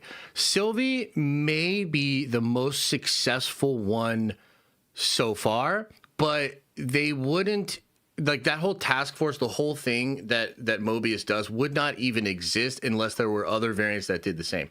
Now, another thing that I think a lot of people mistake about time and about timelines and universes, and like, this shit's really fucking weird. So I don't blame people for maybe not understanding this, but I think Kate Huron and Michael Waldron have already explained this, where essentially all possible future scenarios are all happening at once.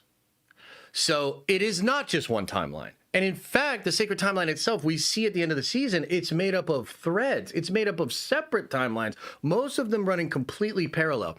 The way Waldron explained it was, maybe we're having this conversation infinite times in infinite ways. And maybe the vast majority of those are basically the same. Maybe I say one thing different. Maybe I scratch my nose, but they're basically all the same.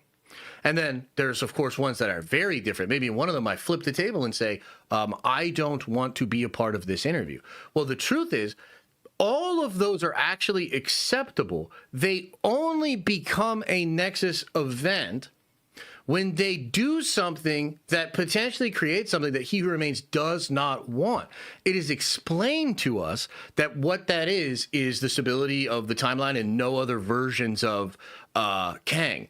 But we kind of know that's bullshit, because in the end of season 2, Kang says, my variants are already out there. So his plan actually went past the point of when his variants would be out there, and he already knew they would be. So it actually cannot be the case that they were pruning to prevent his variants. That's not what was happening. And so there's actually a hidden truth to what the TVA was really doing, what they were pruning. Why were they pruning? It's actually not what we thought it was. Okay? Now, the other thing that he's questioning is the Loki Steve thing, okay? I don't want to necessarily give away every part of the video that I'm working on right now, but I'll tell you this. It is, to me, so obvious why Loki would do this when you really think about it. Because on the one hand, what do we see happening with the TVA after Loki season 2? Let's just start there. Let me ask you guys this. What do we see the TVA doing after Loki season 2?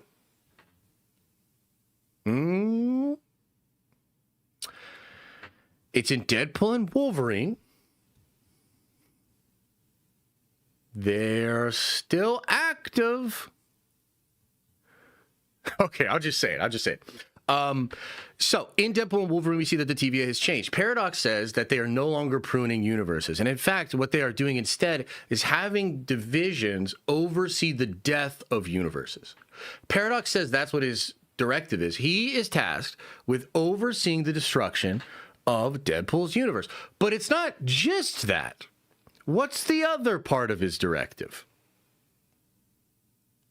What's the other part of his directive? The other part of his directive is scooping up Deadpool for a fight that will be important in the future on the sacred timeline. Where do you think Paradox got that directive from? No, it's not an anchor being. I don't even know if anchor beings is a real thing. That could have been propaganda as well. Okay. So it is very likely the case that Loki, in the moments before stepping onto the throne, because you have to understand, this guy's been time slipping for centuries. Okay, we know this. In the Loki show, he has a conversation with OB. They're trying to fix the loom. To Loki, he's stuck. No matter what he does, the loom explodes. So he's using what I would call meta time travel or meta space time travel. He's using time slipping to, for centuries of his own time, learn everything he can about physics, thermodynamics, everything that he can. Okay? So centuries later, he's still doing everything he can to try to fix the loom, and literally nothing will work. And in those moments, he then decides to make the final sacrifice. He goes past time, grabs up all of the timelines, holds them together, plugging them into his body outside of time. Now, what all that is, by the way, is just giving people more time. If the loom explode, the entire multiverse is deteriorating all at once. So that would mean every moment on the timeline, all is destroyed at once. It's not a natural death. It's not like, okay, they're going to survive, boom, and then this thing happens and they all die. No. As soon as Loki lets go, or if he were to be killed, all of the multiverse dies all at once. And I think Loki knows that this is not a permanent solution. He is giving them time and, frankly, giving them soldiers. Because one of the other things we heard is that by holding the multiverse together, there are now more variants than ever out there in the multiverse. And they seem to be being recruited by the TVA as we oversee the death of their timeline in order to fight some significant battle on the sacred timeline. So isn't it obvious that Steve will be the one to lead that army? Loki goes to Steve not just to save him for no fucking reason whatsoever. He goes to Steve because Steve will lead the final battle. Okay? Now, the other thing, the thing that he's questioning as far as the timelines, what you have to understand is that time slipping breaks the normal rules of time travel. Okay? Which, like, we know because we saw it, but, like, it's a little bit harder to wrap your head around. But essentially, the Loki from the moment in time, let's just say maybe his soul or whatever they called it, his aura signature or whatever. There was like a name for it they had in the Loki show, right? So his being, his consciousness, him at that moment, right? Remember, even He Who Remains didn't know that he already had the time slipping powers. He didn't know he could freeze time. Even He Who Remains was surprised. He was like, dude, how long is this temporal aura? Thank you. How long has this Loki motherfucker been doing this? This is crazy. So here's the thing, man. Loki's probably been all over this goddamn timeline. And how did he do that? He went back to his own life. So he's at the end of time figuring shit out. He time slips to when they were still pruning universes. Don't you see how this breaks the loop and the paradox? The consciousness of Loki from end of time goes back into his body in actual space-time from when they were still pruning things. So it's very possible in the first time around, maybe in the first bajillion times around, he was pruned and died. That's what happened. He went to go live with Peggy, created a branch timeline. Eventually, it creates a Nexus event because it doesn't create a Nexus event immediately. Remember, it only creates a Nexus event when something happens that was not supposed to happen, that was not an outcome that Kang wanted, which is also handled by machine learning. That is all handled by Miss Minutes. The people in the TVA just get the signal. They don't know shit. They just get the signal. They are told that the timeline is nexusing or branching. And they're told they need to prune it. Otherwise, if they don't prune it beforehand, it's permanently there. But we know that even that's a lie. The TVA is so full of shit. They are so full of shit. Okay? A lot of how that's all been explained, I think, is bullshit. But the main thing you need to understand, and it's like hard to conceptualize, but it's like Loki will have the foresight of the future and basically all of time. He will time slip back to when the TVA was still pruning timelines, and he will go to Steve and move Steve with the future foresight of how they're going to prune branches and all of that sort of stuff. And what is 838? What is 838? This is the part that I think doesn't make a lot of sense right now, but will make sense when we get into the film. All of the universe is fake, including 616. It is fake. I would imagine it still had to use real resources from the previous universe. I actually have come to believe that the universes, or maybe some of the prime variants of the characters, were dispersed among separate timelines, all making up the sacred timeline. So I don't know 100% that that's what it is, right? But I do think it's curious that we have like 616, 828, 838. We have 10005, right? We have like all of those. But then we have all these other universes like the Tobey Maguire universe and Andrew Garfield and Nick Cage, Johnny Blaze, and all of these other universes. So like, which one is which? Which one is going where? Well, to me, it's probably the case that various characters were scooped off of the sacred timeline, just like the TVA agents were. Their memories were erased. They were given new memories, and then they were placed back into separate timelines, all running parallel in what was known as the sacred timeline, and it was all curated. Look at the size of the TVA. The size of the TVA is meant to be incomprehensible. Why would you need that big of a group, that many people, to police a singular timeline? Doesn't even make sense. It's also hinted that part of what they do at the TVA is actually monitoring dreams and nightmares. It's a little offhanded comment that Mobius makes at the beginning of season 1 of Loki, when Loki's talking about burning it all down. He says the place is a nightmare, and Mobius says, well, that department you actually could burn down. I would love for you to burn that department down. So it's more than even time.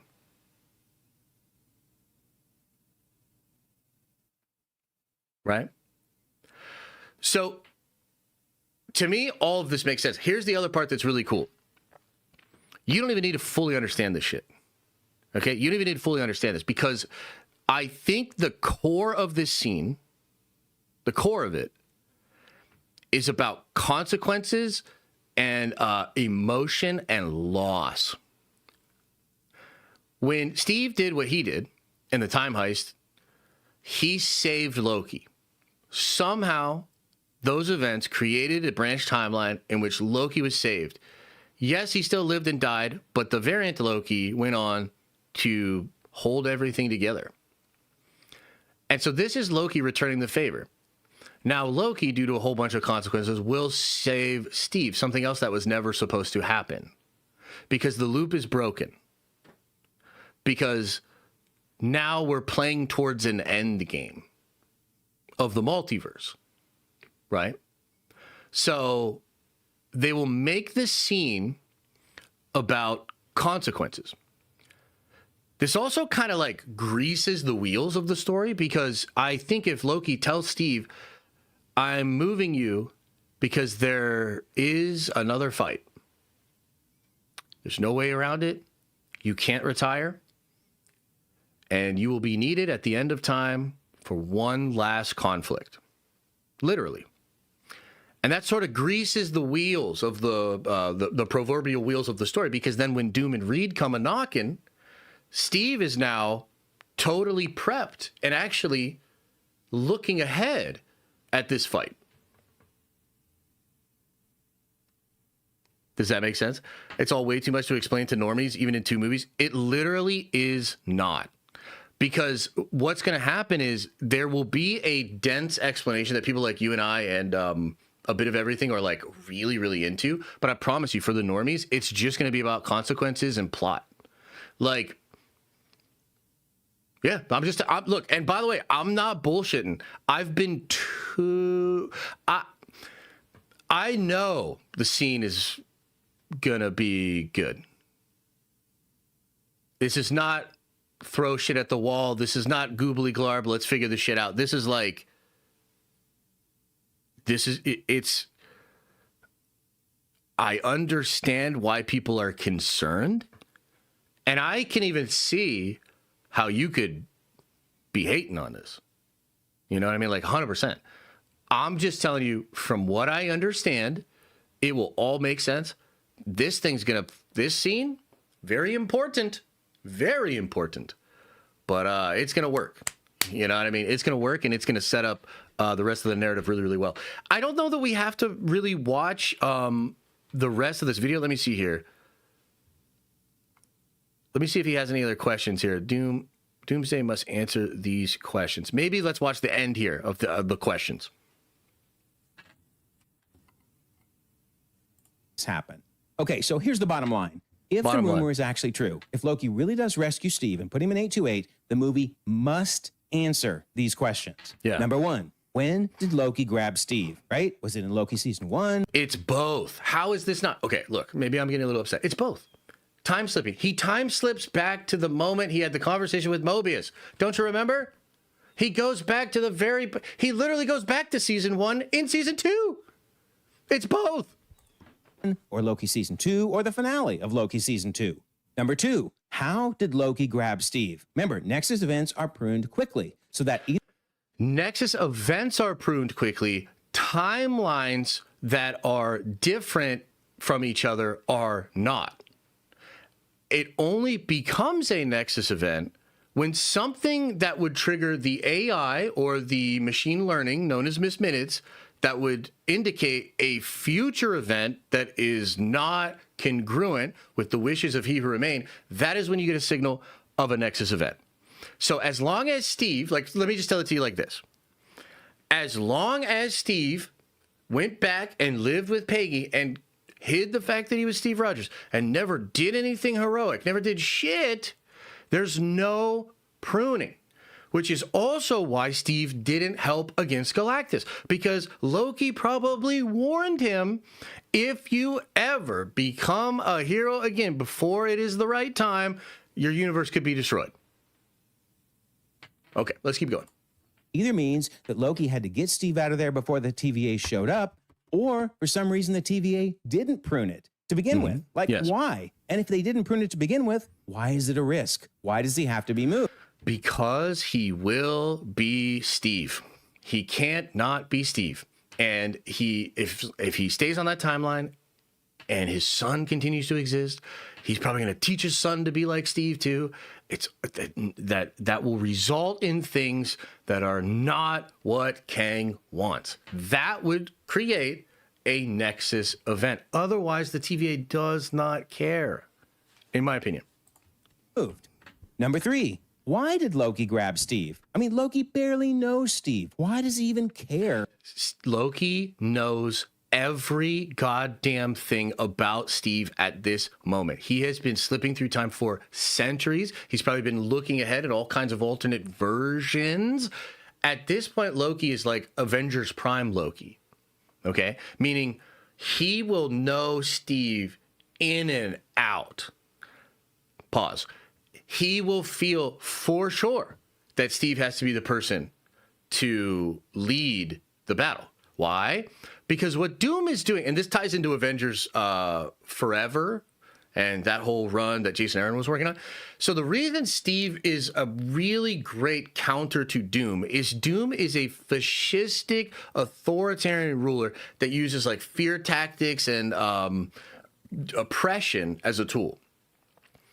One of the worst enemies of a person like that is a person like Steve Rogers, who will literally, despite all the evidence of how beat he is, never stop fighting. He'll never stop fighting. Remember that shot of Steve facing down the entire army of Thanos by himself? He was literally about to fight them all and fucking die. Okay? Loki must know that about Steve, and that's why Steve is the perfect person to counter what Doom is going to do. Now, there's going to be a sick, twisted irony in that, because I actually feel like Doom might figure that out as well. But let's just keep going. About Steve Rogers living in a branch. Number 4, how did Loki convince Steve to leave? I didn't go over this because now I've basically ruined my whole fucking video, but it has to do with Mjolnir. Obviously, Steve does not have the shield. The shield was torn apart by Thanos. When he gets onto the time platform, Steve has a box full of Infinity Stones, and he has Mjolnir. Now, we know that the stunt doubles for both of them were present when they filmed on this set. So I would imagine this scene is going to play out much like the scene in Civil War when Steve goes to confront Bucky. Steve does not want to hurt Bucky. Steve is trying to have a moment with Bucky. There's a catharsis. There's an emotional resonance of that scene. It's also pushing the plot forward. We're learning that Bucky didn't do that. He doesn't do that stuff anymore. Well, the people who think you did are on the way here. There's a ticking time clock. One of the things the Russos do that's so cool is they are able to blend the action and the pace with character moments. Just yesterday, I think it was Lewis Pullman was talking about Century and Doomsday and talking about how the Russos are able to do spectacle and also give each character a moment, and it's not going to feel wasted, and it's like it all really, really matters. That is the juice. That's how they cook. But why? I guess what I'm saying is like you can expect him to cook the same way in this film. This Loki's going to show up. Steve's basically going to be like, not today, literally. And a fight will ensue. At some point in that fight, Loki will pick up the hammer.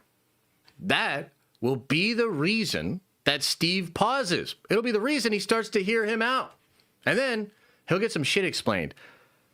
On top of that, we don't know this part for sure. Okay, so I'll speculate about this part. It's possible Steve has returned the stones. It's possible he couldn't return the stones. It's possible Steve knows a lot more about the fabric of the multiverse than we would imagine, right? So there's a lot of different ways that we're going to get to this scene where Loki will earn Steve's trust. I think it has to do with the hammer. Leave with him. There's no way Steve would trust Loki. Not with his family. No way. Number 5, how did Loki know of 828, right? If the TV... Because Loki doesn't just know what's going on in the current multiverse. Loki has potentially discovered the truth of the multiverse before the sacred timeline. So it is probably the case that the organization of the TVA and the timelines was done for reasons we are still not fully aware of, and that we were lied to about what their actual purpose was. But Loki probably figured it out. So he knows more than anyone how to really hide Steve.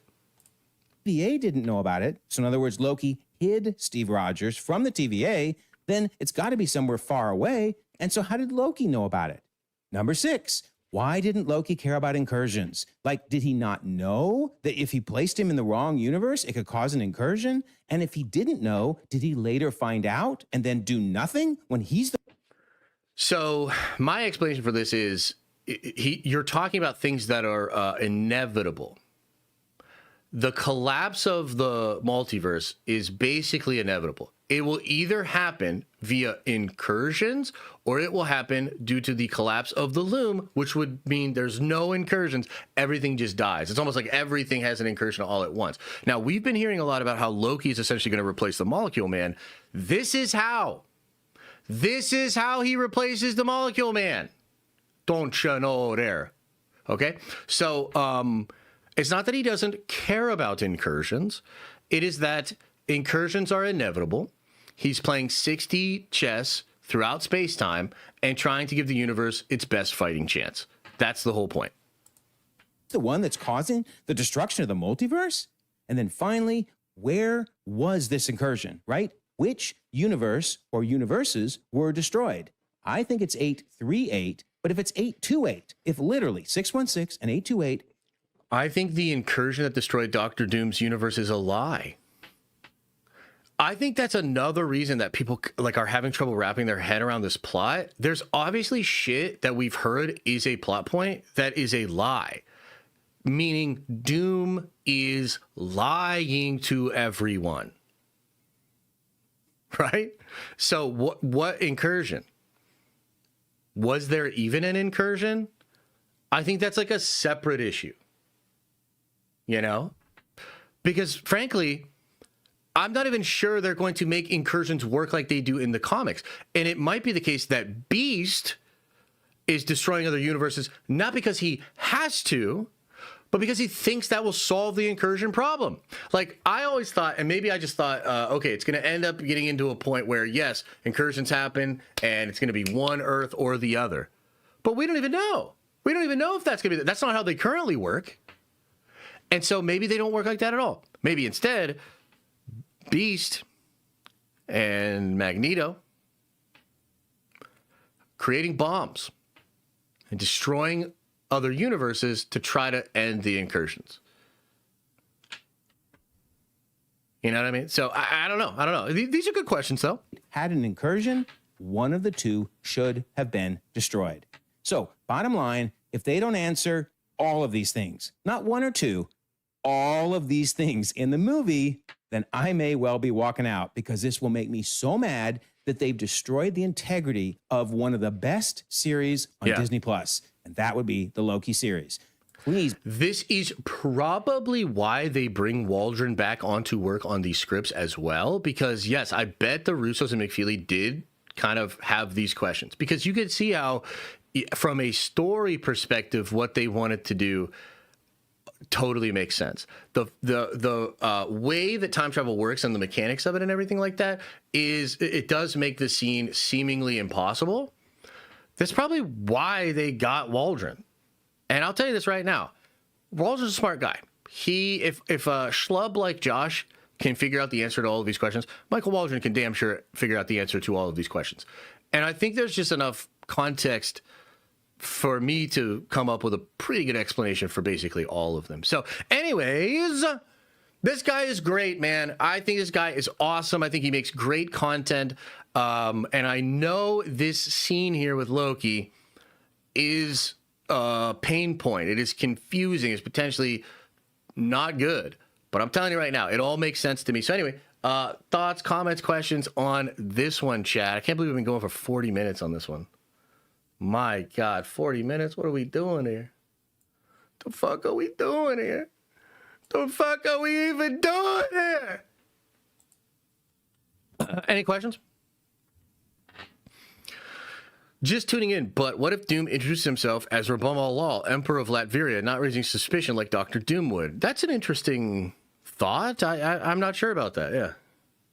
Great segment. Oh, I'm glad you liked it. Now, watch the video I released in a couple days 6 times.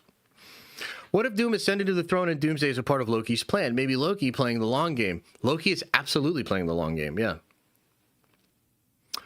Very cool of you to discuss and build upon his theory while giving him credit, unlike Screen Crush that ripped off your Doom theory last night and took credit for it. I can't really control what these other people do. I can only control what I do, and not even all the time, because sometimes I'm out of fucking control. It's all good, man. You know, it's all good. It's probably more important, like, that I actually influence the conversations in the fandom than it is that I get credit for doing so. Does that make sense?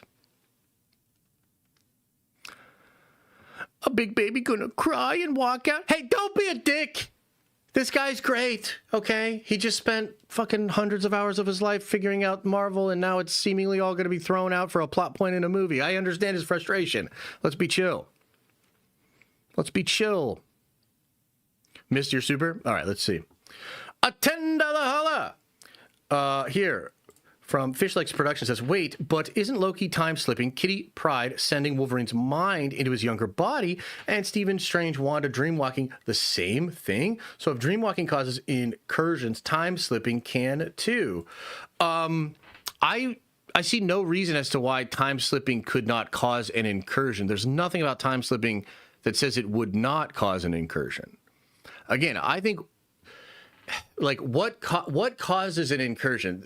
Reed says it is a destabilizing of the space between realities. He says that Stephen being there threatens an incursion on that plane. Okay? But I'm not really sure that's the case. I mean, it seems like magic is certainly riskier. Dreamwalking is what their Stephen was doing that then created an incursion, right? So I think, though, there has to be something more than just being there. Maybe it's a sort of time thing, like there's a half-life to the space between a universe, and the longer a thing is there, it causes those problems. I'm not really sure. New Rockstar says Sadie is Jean. Oh, yeah. Look, guys, I truly understand why I don't get more credit. I'm a wild man. I'm a bit controversial. I don't really play nice with others. So I don't, it actually all completely and totally makes sense to me. And also, like, we live in a world where, like, dude, like, it's just hard to, like, things are just so crazy. There's so much info. Who knows what's real? You know what I mean? But I think what matters most to me is that you guys, a lot of you guys know Papa Josh got that shit, man. I got it like that. Literally nobody better. And I can say that with my chest. There's literally nobody better. There's probably people better at making digestible content. I'm not great at that. But as far as like actually figuring the shit out, there's nobody better. Jabber Nasty with a 5 spot says, could the variants of the TVA have been gathering the divine army that was mentioned to be called in Secret Wars? Could the variants of the TVA have been gathering the divine army that is mentioned and be called in Secret Wars? Something like that could be happening, yeah. You don't sell out. That's the main difference. But we all know who the MVP and the Nerdyscape is. Yeah, thanks, man. Yeah. No, it's all good. I'm just going to keep doing my thing. I don't even need all that. So humble, bro. I'm actually the most humble. In fact, I'm so humble that I think I should be known as the most humble. And we should spread that. So to clarify, something was done with Steve before Loki took the throne, maybe during those few centuries you were talking about, where he also learned more about the fabric of the multiverse and the TVA. Yes, that would be the time that I think it happened, yeah. Tradia with a 5 spot says, you probably talked about this, but have you seen the leaked Kang Dynasty script, and do you think you would have liked it? Yeah, I've seen it. I don't think I personally would have been that down with it. I guess it kind of would depend on how those fights would go. But I'm much happier with what we got now. I'm super happy with what we're about to get, yeah. I, too, am extraordinarily humble. Hell yeah, brother. You are the most humble. See Rebel Moon. What is this Rebel Moon? You guys keep bringing this up. I've never heard of it. Should I check it out? iFlow593, thank you for the 10 spot, brother. Says, keep cooking. Thanks, buddy. Appreciate you. I'm way more humble than you. Aw, shit. Josh, we appreciate you when you are your most self. Get cray. Thank you. Appreciate that. Don't worry, we're going to get real crazy in the next year. Where's the brand new day trailer, though? That's a good question. That is something I don't know the answer to. $1 billion D&D movie. Whoa, what the fuck, Brian? Where are you coming from, Brian? Where the fuck you coming from? From the top rope, Brian over here. So is America Chavez vibrating at the same frequency as all the universe? It's kind of like a universal blood donor, so it doesn't cause incursions. I think there is something to that. Yes, I think there's something to that. Steven, can you ask around for the brand new D trailer, Papa Josh? I guess I could. I don't see me being able to crack that before others. You know what I mean? Like, if I go out there and find it, it's out there for others to find, and you know what I mean? Bro, I'm the humble boy. Oh shit! Hey, his name's literally Humble Boy. What the fuck? I'm not humble because you can't be good at everything. No, that's facts, actually. You want to know what's really humbling, man? Because, like, I am, like, an incredibly self-confident person, right? But, like, there's actually shit I know I'm not good at. Like, 100%. Like, brains are kind of interesting. It's almost like a fingerprint where they're all very similar, but they have a uniqueness to them. So, like, I have a very unique mind, but it's not good at everything. It's not like a one-size-fit-all, fix every goddamn thing there is. And wouldn't that be boring if that's the way you could be? Yo, Josh, work hectic this morning and missed most of the stream. Did you cover the Toby and Jackson rumor? What's the deal? What do you mean? What rumor? You talking about, like, they're both going to die? Is that what you talking about, bro? Is that what you mean, dog? Is that what you're on about right now?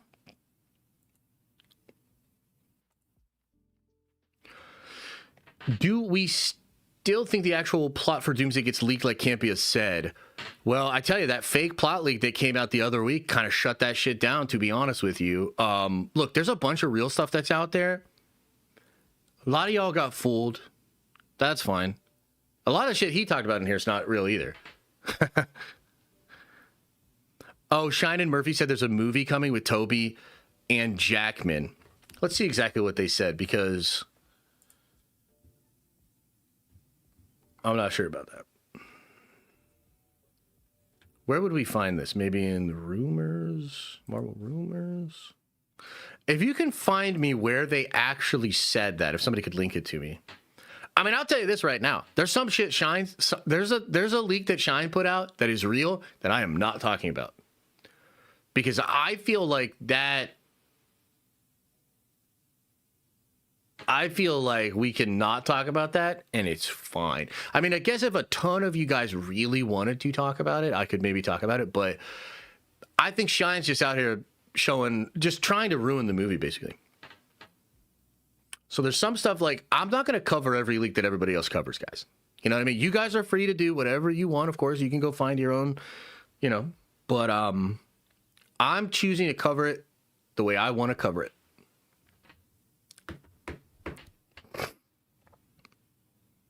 Yeah. Where is this thing with where's this thing with Hugh and Toby? Because I don't know about that. I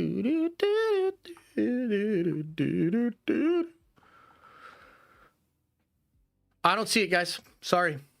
If somebody wants to send me the link or whatever, maybe I'll look into it. But yeah.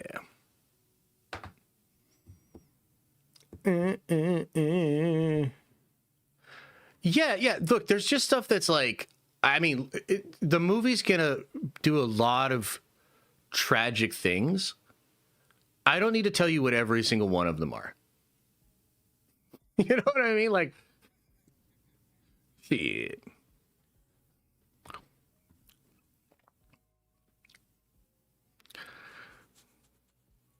Yeah. All right. Well, guys, probably going to get out of here soon. Any other comments, thoughts, questions, concerns, anything else you guys want to get into today? We should stream tomorrow. Didn't stream Monday. I'm working on a lot of videos. I got a lot to do today still. But I'm excited. I mean, dude, I'm really excited for One Piece. Later on, me and the fam, man, we're going to dive deep on that. Oh, I can't wait to watch the One Piece.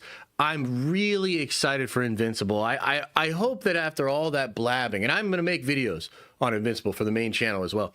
I hope after all that yapping, some of you guys are like, you know what? I think I might give that Invincible a chance. You know what I mean? Like what Josh was saying was pretty cool. Let's give it a shot, maybe, you know?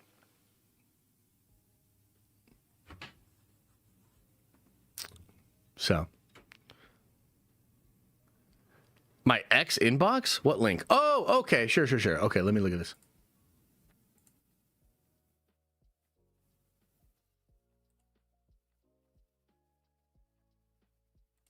Did you at me or did you send it to me?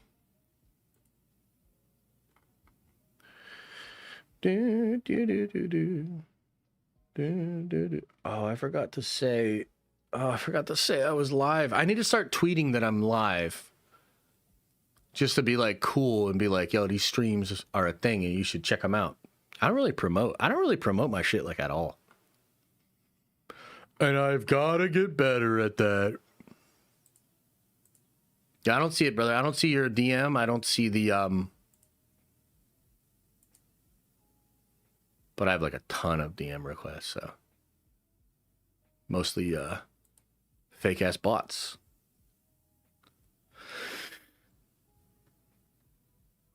The Boys VR game dropped. Oh, okay. Coming to March 25th. Okay. You see my chat? It wasn't super though. Yeah, I think you said something about PayPal or something. That you're gonna send me a bunch of money on PayPal, and you need the link. Would you be down to get on Jujutsu Kaisen with season 3 currently airing? So that's so up your alley. I want to check Jujutsu Kaisen out. I don't imagine I'll be doing that anytime soon, especially not for content or whatever. But yeah, I'd try to get on it. Try to get on with it.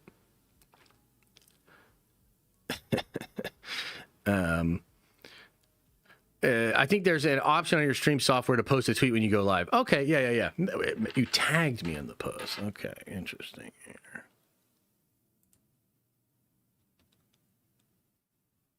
I don't see the tag, dog. I don't see the tag.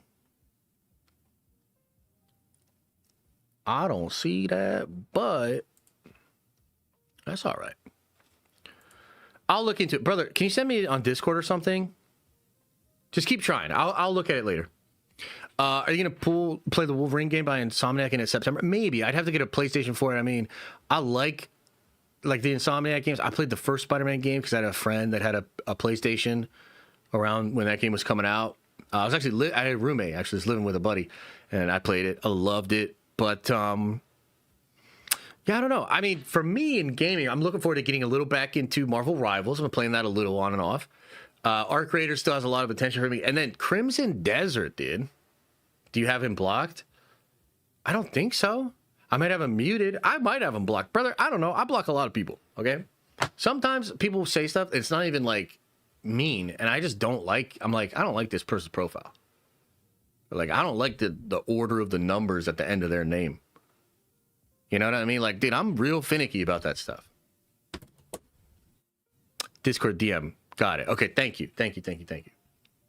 You might play Wolverine. That's crazy talk. Dog, I don't have the fucking thing for it. Plus, Crimson Desert's coming out, man. Come on, man. You know? Crimson Desert looks incredible.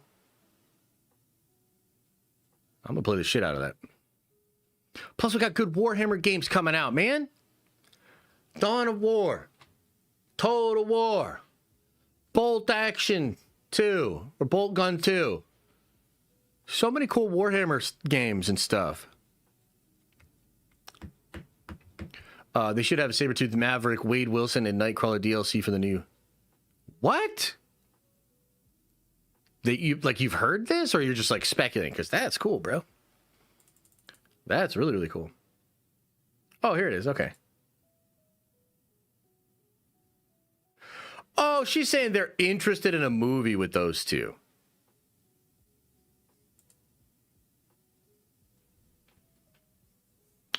You know, I'm interested too. That's not really like a report, though. Yeah. No, they should. I don't know for sure. Are you going to watch the Players Golf Tournament this week? Not a big golf guy, man. Not a big golf guy. Get to fall and you'll be fed for years. Huh? Get to fall? Just get to fall? What are you talking about? Oh, you're talking about like the games and stuff? Dude, yeah.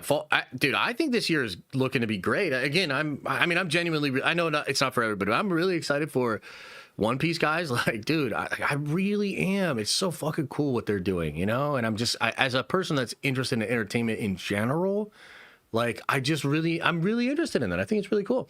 And then Invincible, bro, the pieces are coming together. Like, and I like it when people push the envelope. I like it when they do things that are unprecedented, when they change the industry. And Marvel could learn.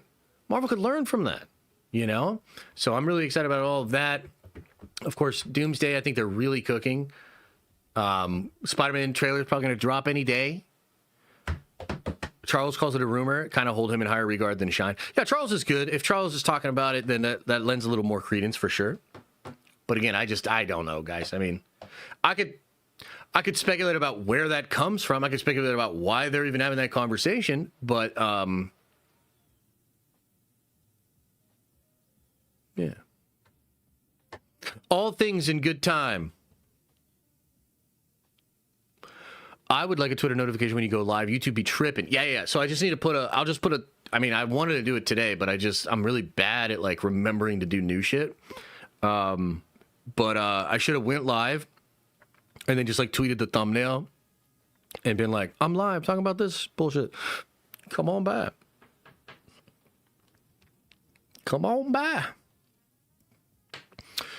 They close to the chest, but if they get leaked, they fall apart for a year. No Venom, no other live action. I don't really care. And Wolverine been held on to for a long time. Yeah, I generally agree. I don't know that we need that movie. I guess I'd have to see what happens in the next couple of years. If put Toby in the next Deadpool movie, just that works better, frankly. Yeah.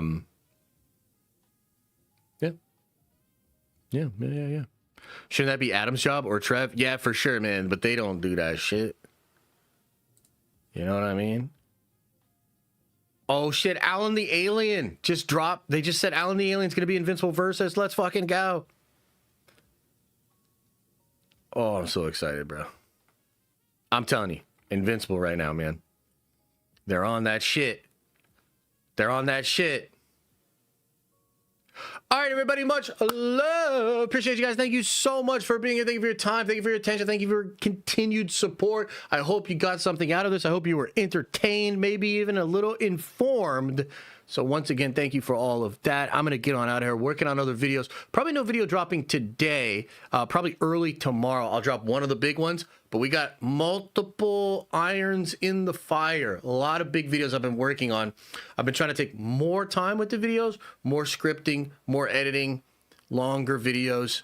That's kind of the formula. So look out for that in the next couple of days. I really appreciate you guys. Thank you so much. And as I always say, I hope you are having an awesome and a nerdy day. And I'll see you in the next video.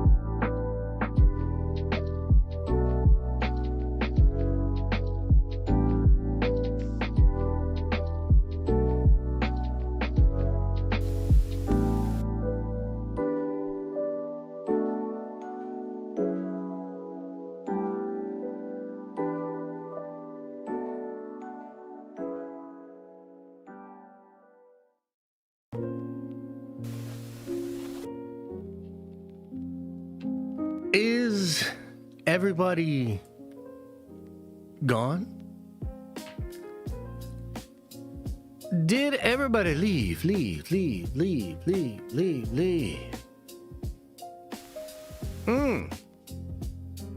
I'm feeling good, man. I hope you're feeling good too. Hell yeah. Good stream back. Be back at it again tomorrow. Lots of cool shit to talk about. A lot of little discussions, little disagreements. It's all good. Hell yeah.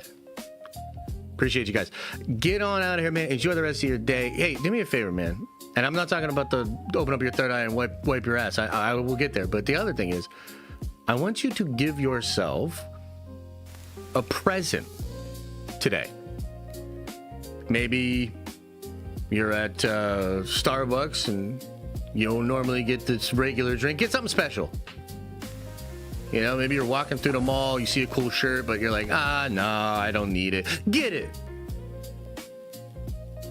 Maybe it's just taking a 10-minute break and having an extra cup of coffee or a second cigarette or something. Give yourself a gift today because you deserve it.